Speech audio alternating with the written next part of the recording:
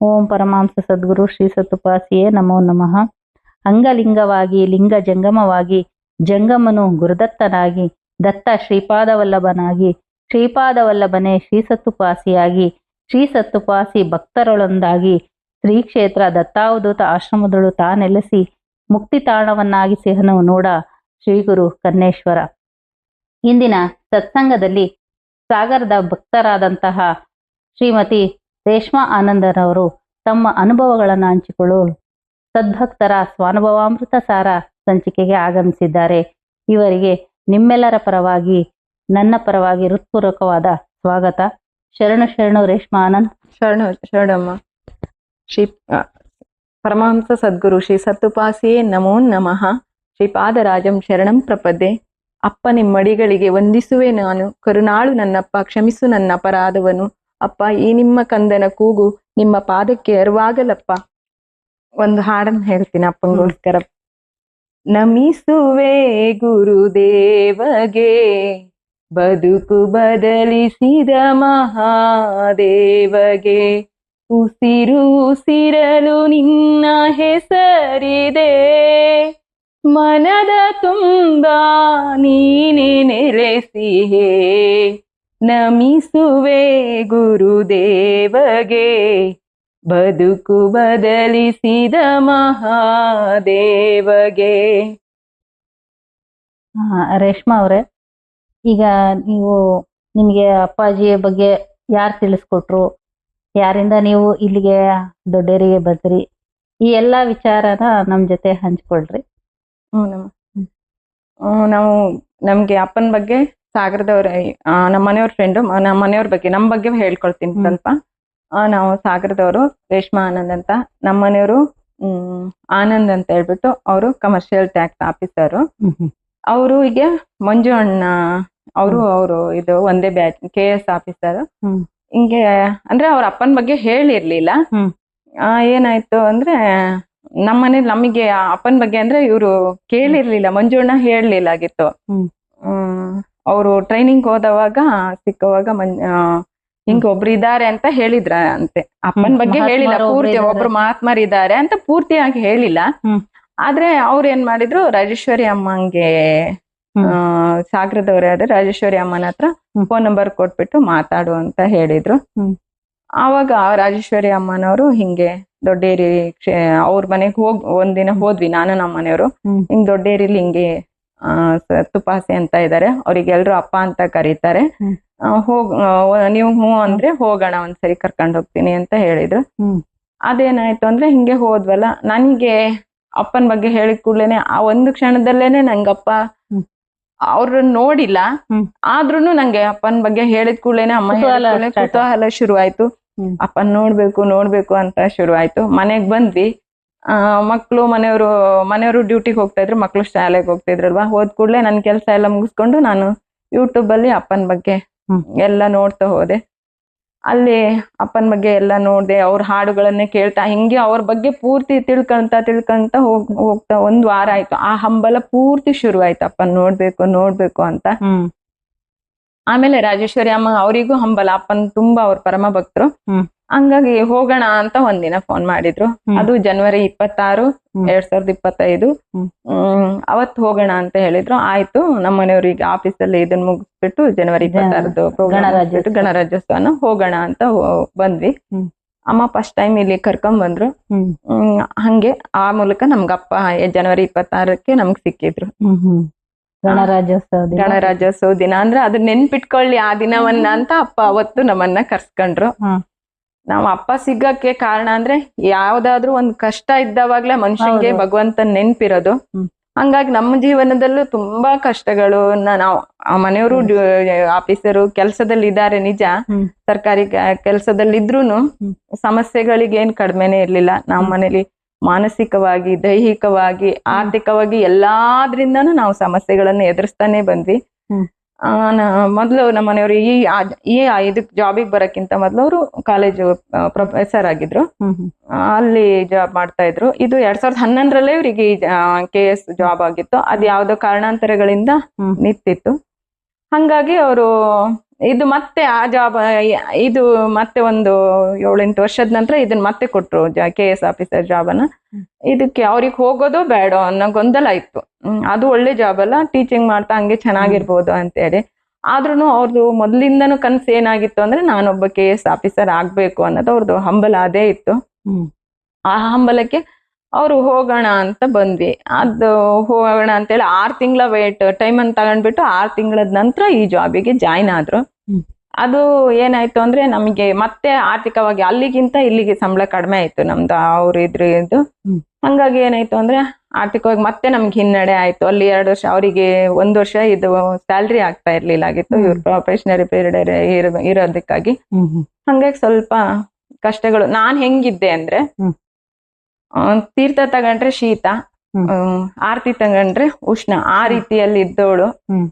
ಹಂಗೆ ಇರುವಾಗ ಒಂದು ಮನೆಯಲ್ಲಿ ಯಾವುದೇ ಒಂದು ಮನೆ ಉದ್ಧಾರ ಆಗ್ಬೇಕು ಇದಾಗ್ಬೇಕು ಅಂದ್ರೆ ಆ ಮನೆಯಲ್ಲಿ ಹೆಣ್ಣಾದವಳು ಮಹಾಲಕ್ಷ್ಮಿ, ಆ ಮನೆಗೆ ಮಹಾಲಕ್ಷ್ಮಿ ಹೆಣ್ಣೆ ಆಗಿರ್ತಾಳೆ ಅಂತ ಇರೋದು. ಆದ್ರೆ ನಾನೇನಾಗಿದೆ ಅಂದ್ರೆ ಒಂಥರ ರೋಗಿಷ್ಟ ಇರ್ತಾರಲ್ಲ ಆ ರೀತಿ ನಾನು ನೋಡೋದಕ್ಕೆ ಎಲ್ಲರಲ್ಲೂ ಅಷ್ಟು ಚೆನ್ನಾಗಿ ಕಾಣಿಸ್ತಿದೆ. ಆದ್ರೆ ನನ್ನ ನೋವು ನನಗ್ ಮಾತ್ರ ಗೊತ್ತಿತ್ತು. ಅಷ್ಟು ನೋವು ಹಿಂಸೆನ ಅನುಭವಿಸ್ತಾ ಇದ್ದೆ. ನಮ್ಮನೆಯವ್ರು ಏನಾಯ್ತು, ಹಿಂಗೆ ಪದೇ ಪದೇ ನನ್ನನ್ನು ಹಾಸ್ಪಿಟ್ಲಿಗೆ ಕರ್ಕೋಗೋದು ಅದೆಲ್ಲ ಇರ್ತಲ್ಲ. ಅವರಿಗೆ ಅದೇನಾಯ್ತು, ಮನೆಯಲ್ಲಿ ತುಂಬಾ ಅವರು ಬಡವರು, ಬಡತನದಿಂದ ತಂದೆ ಇಲ್ಲ, ತಾಯಿ ಒಬ್ರೇ ಇರೋದು, ಅಣ್ಣ ತಮ್ಮ ಎಲ್ಲ ಇದ್ದಾರೆ. ಆದ್ರೂ ಆರ್ಥಿಕವಾಗಿ ಸ್ವಲ್ಪ ಯಾವ ಕಡೆನೂ ಬೆಂಬಲ ಇರ್ಲಿಲ್ಲ ಅವರಿಗೆ. ಹಂಗಾಗಿ ಏನಾಯ್ತು, ತುಂಬಾ ಮಾನಸಿಕವಾಗಿ ಜರ್ಜರಿತವಾಗ್ತಾ ಬಂದ್ರು. ಆಮೇಲೆ 2 ವರ್ಷ ಮುಗೀತು ಅವ್ರದ್ದು ಇದು ಪೀರಿಯಡ್ ಮುಗಿದ್ರೆ ಅವ್ರಿಗೆ ಇಷ್ಟ ಇಲ್ದಿರೋ ಪ್ಲೇಸಿಗೆ ಮತ್ತೆ ಇದಾಯ್ತು. ಅವರಿಗೆ ಭದ್ರಾವತಿ ಪ್ಲೇಸ್ ಅವ್ರಿಗೆ ಅಷ್ಟೊಂದು ಇಷ್ಟಪಡ್ತಿರ್ಲಿಲ್ಲ, ಅದೇ ಪ್ಲೇಸ್ಗೆ ತಗೊಂಡೋಗಿ ಹಾಕಿದ್ರು. ಅದೇನಾಯ್ತು, ಅದು ತಗೊಂಡೋಗಿದ್ದು ಅಂದ್ರೆ ಅದೆಲ್ಲ ಈಗ ಅನಿಸ್ತಾ ಇದೆ ನಮ್ಮ ಅಪ್ಪನೇ ಅದಕ್ಕೆಲ್ಲ ಕಾರಣ. ಅವೆಲ್ಲವನ್ನು ಮಾಡಿ ತನ್ನ ಹತ್ರ ತಾನು ಕರ್ಕೊಬೇಕು ನಮ್ಮನ್ನ ಅಂತ ಅವಾಗ್ಲೇ ಅವ್ರಿಗೆ ಇದ್ ಮಾಡಿದ್ರು. ಅವರು ನನಗೆ ಹೇಳ್ಬೇಕು ಅಂದ್ರೆ ನಾನು ನಿಜವಾಗ್ಲೂ ಪೂಜೆ ಏನಂದ್ರೆ ಏನು ಗೊತ್ತಿಲ್ಲ ನನಗೆ. ನನ್ನ ತಂದೆ ತಾಯಿ ಮನೇಲಾದ್ರೂ ಅಷ್ಟೇ, ನಮ್ಮಪ್ಪ ದೇವ್ರ ಪೂಜೆ ಅವರೆಲ್ಲ ಮಾಡ್ತಾರೆ. ಹಂಗೆ ಅಂದ್ರೆ ಮನೇಲಿ ಹಿಂಗೆ ಎಲ್ರು ಮಾಡ್ತಾರಲ್ಲ ಆ ತರ ಆಚರಣೆಗಳು ಅದೆಲ್ಲ ಏನು ಗೊತ್ತಿಲ್ಲ. ಹಂಗಿದ್ದವಳು ಎಲ್ಲ ಹಬ್ಬದಲ್ಲಿ ಏನ್ ಪೂಜೆ ಮಾಡ್ಬೇಕು ಆ ರೀತಿ ಪೂಜೆ ಮಾಡ್ತಾ ಇದ್ದವಳು ನಾನು. ಹಂಗೆ ಪೂಜೆ ನಮ್ಮನೆಯವ್ರು ತುಂಬಾ ಭಕ್ತರು. ಅವ್ರು ಮೊದ್ಲಿಂದನೂ ಅಷ್ಟೇ ವಾರಗಳನ್ನ ಅದೆಲ್ಲ ಮಾಡೋದು ಅವ್ರಿಗೆ ತುಂಬಾ ಇದಿತ್ತು. ಆಮೇಲೆ ಹನುಮಾನ್ ಚಾಲೀಸ್ ಓದೋದು ಅವ್ರಿಗೆ ಗೊತ್ತಿರ್ಲಿಲ್ಲ ಮೊದ್ಲೇನೆ. ಅವರಿಗೆ ಇಲ್ಲಿ ಅರಿವಿಲ್ದೆ ನಿನ್ನೆ ಹೇಳ್ತಾ ಇದ್ರು ಅವರು, ಅರಿವಿಲ್ಲದೇನೆ ಅವಾಗ್ಲೇ ಅಪ್ಪ 2001ರಿಂದಾನೇ ಇವ್ರದು ದತ್ತಾತ್ರೇಯರ ಶ್ಲೋಕಗಳನ್ನ ಶ್ಲೋಕವನ್ನ ಹೇಳ್ತಾ ಇದ್ರಂತೆ. ನಿನ್ನ ಪಾರಾಯಣ ಮಾಡ್ತಾ ಕೂತವಾಗ ಹೇಳಿದ್ರು. ನಂಗೆ ಗೊತ್ತಿಲ್ಲ ಇದನ್ನ ನನ್ನ ಬಾಯಲ್ಲಿ, ಅವರು ಅಲ್ಲಿ ಪೂಜೆ ಮಾಡೋರು ಹೇಳ್ತಾ ಇದ್ದಾರೆ, ನನ್ನ ಬಾಯಲ್ಲಿ ಅವಾಗ್ಲೇ ಅಪ್ಪ ನುಡ್ಸ್ಕೊಂಡು ತನ್ನ ಹತ್ರ ಕರ್ಸ್ಕೊಂಡಿದೆ ಅಂತ ಮನೆಯವರು ನಿನ್ನೆ ಹೇಳಿದ್ರು. ಅವಾಗಪ್ಪ ಒಂದ್ ಹೇಳ್ಬೇಕು, ನಮ್ಮ ಮನೆಯವರು ನಾವು ವರದಳ್ಳಿಗೆ ಹೋಗ್ತಾ ಇದ್ವಿ. ನಮ್ಮ ಮನೆಯವರು ವರದಳ್ಳಿಗೆ ಶ್ರೀಧರ ಆಶ್ರಮ ಕರ್ಕೊಂಡು ಹೋಗ್ತಾ ಇದ್ರು. ಆ ಶ್ರೀಧರ ಸ್ವಾಮಿಗಳ ಕೃಪೆಯಿಂದಾನೇ ನನ್ನ ಅಪ್ಪ ನಮ್ಮನ್ನ ಇಲ್ಲಿ ಕರ್ಸ್ಕೊಂಡ್ರು. ಹಿಂಗೆ ಆಯ್ತು. ಅಂದ್ರೆ ನನ್ನ ಇದು ಅಂದ್ರೆ ಹೆಂಗೆ ಇದ್ದೆ ಅಂದ್ರೆ ನನಗೆ ಥೈರಾಯ್ಡ್ ಪ್ರಾಬ್ಲಮ್ ಇತ್ತು. ಇವಾಗ್ಲೂ ಇದೆ, ಇಲ್ಲ ಅಂತ ಇಲ್ಲ.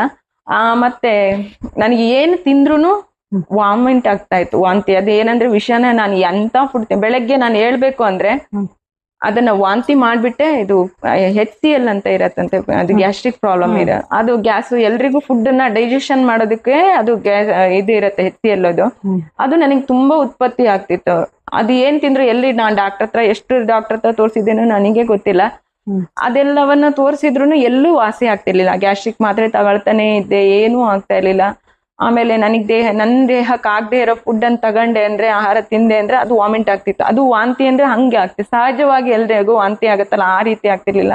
ನನ್ ಕೈ ಹಾಕ್ಬಿಟ್ಟು ಅದನ್ನ ವಾಂತಿ ಮಾಡ್ಬೇಕಿತ್ತು. ನನ್ ಕರುಳೆ ಕಿತ್ತು ಹೊರಗ್ ಬರತ್ತೇನೋ ಅನ್ನಷ್ಟು ಇದು ಆಗ್ತಾ ಇತ್ತು ನನಗೆ. ಆ ರೀತಿಯಲ್ಲಿ ಇದ್ದೆ. ಹಂಗಿದ್ದವಳನ್ನ ಅಪ್ಪ ಸಿಗ್ತಾರೆ. ಅದೇನೇ ಕಷ್ಟ ಬಂದ್ರೆಗೆ ನಾನು ಇದು ಥೈರಾಯ್ಡ್ ತುಂಬಾ ಇತ್ತು ನನಗೆ. 50 mg ಟ್ಯಾಬ್ಲೆಟ್ಸ್ ತಗೊಳ್ತಾ ಇದ್ದೆ.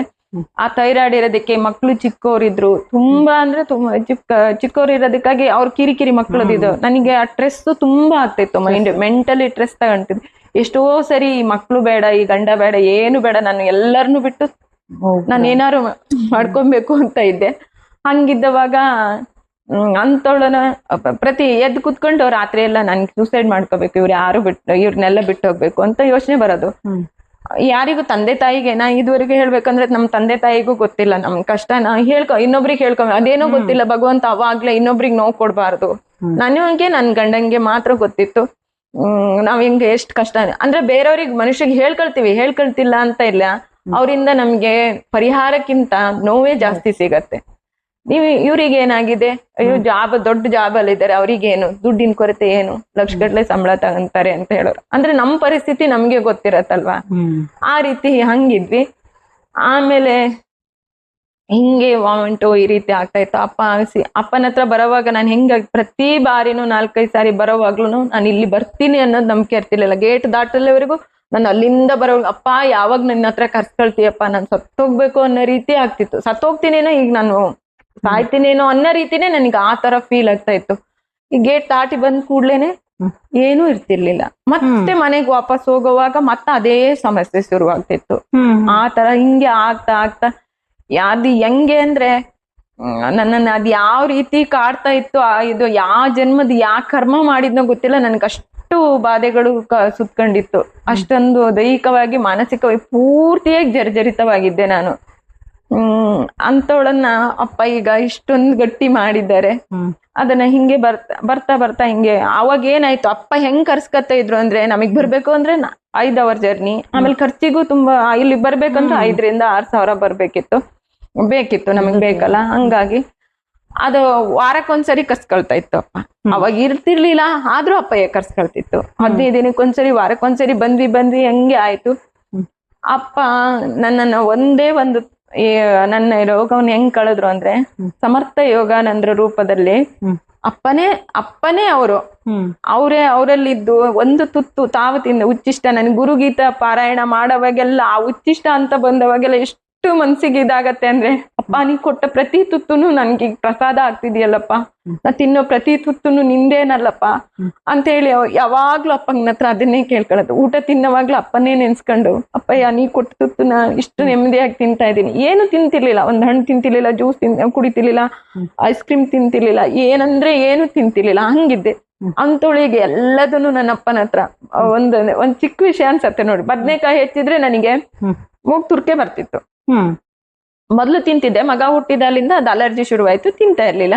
ಇಲ್ಲ ಅಪ್ಪ ಏನತ್ರ ಬಂದು ಯಾವಾಗ ಅಪ್ಪ ಏನತ್ರ ಬದ್ನೆಕಾಯಿ ಸಾಂಬಾರೇ ಅಲ್ವಾ ಈ ಕಡೆ ಜಾಸ್ತಿ, ಅದ್ ತಿಂದು ಹೋದಾಲಿಂದ ಅಯ್ಯೋ ಈಗ ನನ್ನ ಅಪ್ಪನ ಹತ್ರ ಎಲ್ಲದು ಏನ್ ತಿಂದ್ರೆ ಏನಾಗುತ್ತೆ, ಈಗ ಬದ್ನೆಕಾಯಿ ಇದ್ ಮಾಡ್ಕೊಂಡ್ರೆ ತುರ್ಕೇನು ಇಲ್ಲ, ಏನೂ ಇಲ್ಲ. ಆ ರೀತಿ ಹಂಗ್ ಮಾಡಿದ್ದೆ ನನ್ನಪ್ಪ. ಅದೇ ಆ ತುತ್ತನ್ ಕೊಟ್ಬಿಟ್ಟು ನನ್ಗೆ ಇನ್ಯಾವತ್ತೂ ನೀನ್ ವಾಂತಿ ಮಾಡಲ್ಲ ಹೋಗು ಅಂತ ಹೇಳಿದ್ರು. ಅದೊಂದೇ ಮಾತು. ಇವತ್ತಿಗೆ ನನ್ನ ಆ ರೋಗವನ್ನ ಅವರಿಂದ ಕಳಿಬೇಕು ಅದರಿಂದ ಅನ್ನೋದಿತ್ತೇನೋ, ನನ್ನಪ್ಪ ಸಿಕ್ಕೇ ನನ್ನ ಬಾಧೆನ್ ಕಡಿಮೆ ಮಾಡ್ಬೇಕು ಅಂತ ಇತ್ತೇನೋ. ನನ್ನಪ್ಪ ಕಳೆದಿಗೆ ಎಷ್ಟು ಸದೃಢ ಹಂಗ್ ಮಾಡಿದಾಳೆ ಅಂದ್ರೆ, ಆ ಥೈರಾಯ್ಡ್ ಇದೆ, ಥೈರಾಯ್ಡಿಗೆ ಟೆಸ್ಟ್ ಮಾಡ್ಸಕ್ ಹೋದ್ರೆ ಅಪ್ಪಯ್ಯ ನಾನು ಏನು ತಗೊಳಲ್ಲ, ಪ್ರತಿದಿನ ಬೆಳಗ್ಗೆ ಮಾತ್ರೆ ತಗೊಂಡೋಗಿ ಇಟ್ಕೊಂತೀನಿ, ಪೂಜೆ ಕೂತವಾಗ ಅಪ್ಪಯ್ಯ ಇದನ್ ಮಾತ್ರೆ ತಗೊಳ್ತೀನಿ ಅಪ್ಪಯ್ಯ. ಅಪ್ಪ ಭಸ್ಮ ಹಾಕೊಂಡ್ಬಿಟ್ಟು ನೀರಿಗೆ ಶ್ರೀಧರ ಸ್ವಾಮಿದು ತೀರ್ಥನ ಅಪ್ಪಯ್ಯನ ಭಸ್ಮನ ಹಾಕೊಂಡ್ಬಿಟ್ಟು, ಅಪ್ಪಯ್ಯ ಈ ಮಾತ್ರೆ ತಗೊಳ್ತೀನಿ, ಇದು ನಿನ್ ಭಸ್ಮನೇ ನನಗೆ ಔಷಧಿ ಆಗ್ಬೇಕು, ಈ ಮಾತ್ರೆಯಿಂದ ಅಲ್ಲ, ಈ ಭಸ್ಮನೇ ನಿಂದು ಭವರೋಗ ವೈದ್ಯ ನೀನೇ ಅಲ್ಲೇನಪ್ಪಯ್ಯ, ನಾ ತಗೊಳ್ತೀನಿ ಅಂತೇಳಿ ನಾನು ಸ್ವೀಕಾರ ಮಾಡ್ತೀನಿ. ಈಗ ಹೆಂಗಾಗಿದೆ ಅಂದ್ರೆ ಇದು ಥೈರಾಯ್ಡ್ ನಾರ್ಮಲ್, ಈಗ ಹೋದ್ಸರಿ ಟೆಸ್ಟ್ ಮಾಡಿದ್ವಿ, ಈಗ 3 ತಿಂಗಳಿಂದ ಟೆಸ್ಟ್ ಮಾಡಿದ್ರೆ ನಾರ್ಮಲ್ ರಿಪೋರ್ಟ್ ಬಂತು. ಡಾಕ್ಟರ್ ಹತ್ರ ತೋರ್ಸಕ್ ಹೋಗ್ಲಿಲ್ಲ ನಾನು, ನನಗ್ ಬೇಡ, ನನ್ನ ಅಪ್ಪ ಇದ್ದಾರೆ, ನಂಗೆ ಏನೂ ಆಗಲ್ಲ, ನಾನು ತೋರ್ಸಲ್ಲ. ಆಮೇಲೆ 50 mg ಇದ್ರೆ ನಾನೇ ಡೋಸ್ ಅನ್ನು ಕಡಿಮೆ ಮಾಡ್ಕೊಂಡೆ, 25 ಅಂದ್ರೆ ತಕ್ಷಣ ಬಿಡ್ಬಾರ್ದು ಅಂತ ಹೇಳಿದ್ರು ಡಾಕ್ಟ್ರು. ಹಂಗಾಗಿ 25 mgಗೆ ನಾನು ಮಾಡ್ಕೊಂಡೆ ಅದನ್ನ. 25 mg ಹೇಗೆ ಇವಾಗ್ಲೂ ಥೈರಾಯ್ಡ್ ಈಗ ಅಪ್ಪನ ಹತ್ರ ಬಂದ್ರೆ ಮಾತ್ರೆ ತಿನ್ನೋದೇ ನೆನ್ಪಿರಲ್ಲ. ಅಯ್ಯೋ ಆದ್ರೂನು ತಿನ್ಬೇಕಲ್ಲ, ಎಲ್ಲಾದ್ರೂ ಮತ್ತೆ ಜಾಸ್ತಿ ಆದ್ರೆ ನನ್ನ ಅಪ್ಪನ ಮೇಲೆ ಬರುತ್ತೆ, ಬೇಡ ತಿನ್ಬೇಕು, ಅವೆಲ್ಲ ಕೊಟ್ಟಿರೋದು ಡಾಕ್ಟ್ರು ಅಂತ ಹೇಳ್ಬಿಟ್ಟು ನೆನ್ಪ್ ಮಾಡ್ಕೊಂಡು ಹೋಗಿ ಈಗ 2 ದಿನ ತಿನ್ಲಿಲ್ಲ, ಇವತ್ತು ಹೋಗಿ ತಗೊಂಡ್ ತಿಂದೆ. ಅಯ್ಯೋ 3 ತಿಂಗಳಾಯ್ತು ಟೆಸ್ಟ್ ಮಾಡ್ಸೋಣ ಅಂತ ಹೇಳಿ ಇಲ್ಲಿ ಬರಕಿನ ಮೊದ್ಲಂದ್ರು, ಇಲ್ಲ ಸುಮ್ನಿರಿ ಅಪ್ಪಯ್ಯನ ಹತ್ರ ಹೋಗ್ ಬಂದ್ಬಿಟ್ಟು ನಾವು ಟೆಸ್ಟ್ ಮಾಡೋಣ ಅಂತ ಟೆಸ್ಟ್ ಮಾಡ್ಸೋಣ.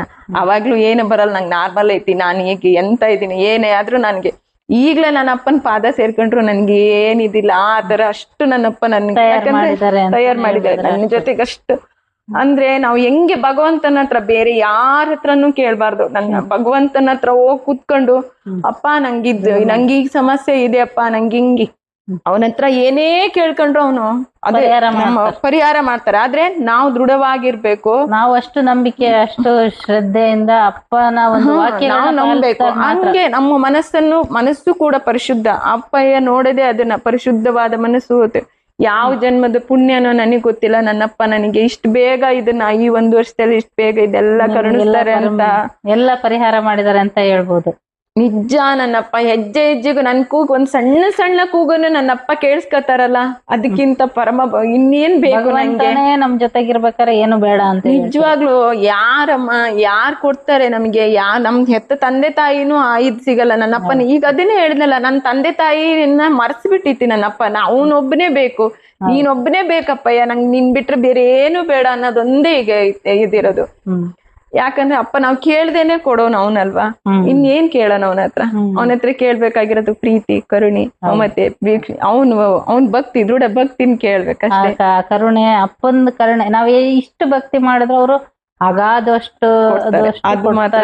ಕಾಮಧೇನು ಕಲ್ಪವೃಕ್ಷನೇ ನನ್ನಪ್ಪ. ಆಮೇಲೆ ಇದು ECG ನಂಗೆ ಅಂದ್ರೆ ಥೈರಾಯ್ಡ್ ಇರೋದಕ್ಕೆ ಅದು ECG ಇಲ್ಲಿ ಕತ್ತು ಪ್ರಾಬ್ಲಮ್ ಬರೋದು. ಈ ಚಿಕ್ಕ ವಯಸ್ಸಲ್ಲಿ ಎಷ್ಟು ECG ಮಾಡ್ಸಿರ್ಬೋದು ಹೇಳ್ರಿ ನೋಡೋಣ. ಅದು ಎಷ್ಟು ECG ಆಗಿದೆ ಈ ಹೃದಯಕ್ಕೆ ಗೊತ್ತಿಲ್ಲ. ಆದ್ರೆ ನನ್ನಪ್ಪ ಸಿಕ್ಕ ಮೇಲೆ ಈ ಹೃದಯ ಅವನು ನನ್ನ ಅಪ್ಪ ಬಂದು ನೆಲೆಸಿರೋದ್ರಿಂದಾಗಿ ಈ ಹೃದಯಕ್ಕದು ಆ ನೋವಿದೆ ಅನ್ನೋದೇ ಮರ್ತೋಗಿದೆ. ಆ ECG ನಂಗೆ ಕಾಯಿಲೆ ಇತ್ತು ಅನ್ನೋದೇ ಮರ್ತೋಗ್ಬಿಟ್ಟಿದೆ. ಯಾಕಂದ್ರೆ ನನ್ನಪ್ಪ ನನ್ನ ಹೃದಯದಲ್ಲಿ ಬಂದು ನೆಲೆಸ್ಬಿಟ್ಟಾರೆ, ಅದಕ್ಕಾಗಿ ಇದನ್ನ ಮರ್ತು ಹೋಗ್ಬಿಟ್ಟಿದೆ ನಂಗೆ. ಅಂದ್ರೆ ಎಷ್ಟು ಈ ರಿಪೋರ್ಟ್ ಎಲ್ಲ ಇದಾವಮ್ಮ, ಇಷ್ಟಿದಾವ. ಇಷ್ಟು ಚಿಕ್ಕ ವಯಸ್ಸಲ್ಲಿ ಯಾರಮ್ಮ ನಂಬ್ತಾರೆ? ಯಾರು ನಂಬಲ್ಲ. ಹೇಳಿದ್ರೆ ಮಾತು. ನಾನು ನಿಜವಾಗ್ಲೂ 10-12 ವರ್ಷದಿಂದನೇ ನಾವೇನ್ ಇದಾಗ್ಬೇಕಿತ್ತು, ಇರ್ತಿರ್ಲಿಲ್ಲ. ಆದ್ರೆ ನನ್ನಪ್ಪ ಉಳಿಸ್ಕೊಂಡು ನನ್ನಿಂದ ಅವನನ್ನ ನೋಡ್ಬೇಕು, ಅವನ್ ಪಾದ ಸೇರ್ಸ್ಕೋಬೇಕು ಅಂತ ನನ್ನಪ್ಪ ನನ್ನ ಉಳಿಸ್ಕೊಂಡ್ರೇನ ಅಂತ ಇಷ್ಟು ಇದಾಗತ್ತೆ ಅಂದ್ರೆ ಅಮ್ಮ ನಿಜವಾಗ್ಲೂ. ಅವ್ರ ಪ್ರೀತಿ, ಅವ್ರ ಕರುಣೆ ಎಲ್ಲರಿಗೂ ಅರ್ಥ ಆಗಲ್ಲಮ್ಮ. ನಾವ್ ಹೆಂಗೆ ಸ್ಪಂದನೆ ಮಾಡ್ತೀವಿ, ನಾವ್ ಅಪ್ಪನ ಜೊತೆ ಹೆಂಗ್ ಸ್ಪಂದನೆ ಮಾಡ್ತೀವಿ, ಅವರು ನಮಗೆ ಹಂಗೆ ಸ್ಪಂದನೆ ಮಾಡ್ತಾರೆ. ನಾವು ಇಷ್ಟು ಕೊಟ್ರೆ ಸಾಕ್ಷಿ, ಇದೇ ಸಾಕ್ಷಿ. ಅದೇ ಭೂಮಿಯಲ್ಲಿ ಒಂದ್ ಬೆಳೆನ ಹೆಂಗೆ ಬಿತ್ತು, ಒಂದೇ ಒಂದ್ ಕಾಳನ್ನ ಹಾಕಿ ಹೆಂಗೆ ಅಕ್ಷಯ ಆಗತ್ತೋ, ನನ್ನಪ್ಪನು ಹಂಗೆ ಒಂದಿಷ್ಟು ಕೊಟ್ರೆ ಅದನ್ನ ಅಕ್ಷಯ ಮಾಡಿ ನನ್ನಪ್ಪ ನಮ್ಗೆ ಕರುಣಿಸ್ತಾರೆ ಅನ್ನೋದು ನಿಜವಾಗ್ಲು ನನ್ನಪ್ಪ ಕರುಣಾಮಯಿ ಅನ್ನೋದು. ರೇಷ್ಮೆ ಅವ್ರೆ, ನೀವು ಒಂದ್ಸರಿ ಏನೋ ವರದಳ್ಳಿಯಿಂದ ಶ್ರೀಧರ ಸ್ವಾಮಿ ತೀರ್ಥ ತಗೊಂಬರ್ರಿ ಅಂತ ಹೇಳಿದ್ದಾಗೆ ನಿಮ್ ಕನ್ಸಲ್ಲಿ ಬಂದಿತ್ತಂತೆ, ಅದ್ರ ಬಗ್ಗೆ ಹೇಳ್ತೀರಾ? ನಮ್ಮ ಅದು ಯಾವಾಗಂದ್ರೆ ಕಾರ್ತಿಕ ಸೋಮವಾರ ಆಗಿತ್ತು. ಆ ಟೈಮಲ್ಲಿ ಏನಾಯ್ತು, ನನಗೆ ಯಾವಾಗ್ಲೂ ಪೂಜೆ ಮಾಡುವಾಗ ಕೂತವಾಗ್ಲೂ ಹಿಂಗೆ ಶ್ರೀಧರ ಸ್ವಾಮಿ ತೀರ್ಥನ ಕನ್ನೇಶ್ವರಿ ನಿಂಗೆ ಅಭಿಷೇಕ ಮಾಡ್ಬೇಕು ಅಂತ ಮನಸ್ಸಲ್ಲಿ ಪ್ರೇರಣೆ ಆಗೋದು. ಕೊನೆಗೆ ಅಪ್ಪಯ್ಯನೇ ಈ ತರ ಅಪ್ಪಯ್ಯ ಹಿಂಗ್ ಯಾಕೆ ಹೇಳ್ತಾ ಇದೆ ಮನಸ್ಸಲ್ಲಿ ನಮಗೆ ಅಂದ್ರೆ ಪೂಜೆಗೆ ನಾವು ಹಾಗೆ ಯೋಚನೆ ಮಾಡಕ್ ಸಾಧ್ಯ ಇಲ್ಲ. ಅದು ಅಪ್ಪಯ್ಯ ಈ ತರ ಪ್ರೇರಣೆ ಕೊಡ್ತಾ ಇದೆಯಲ್ಲ, ಒಂದು ದಿನ ಆದ್ರೆ ಅದನ್ನ ಮಾಡ್ಬೋದು. ಕನ್ಸಲ್ಲಿ ಅಪ್ಪನೇ ಅದನ್ನ ಹಿಂಗ್ ತಗೊಂಬ ಅಂತ ಹೇಳಿದ್ರು. ಆಮೇಲೆ ಪೂಜೆ ಕೂತವಾಗನು ಅದನ್ನೇ ಬರ್ತಾ ಇತ್ತು. ಏನ್ ಪಾರಾಯಣ ಮಾಡಕ್ ಕೂತ್ರು ಅದೇ ಅಪ್ಪನ ನೆನ್ಪೆ.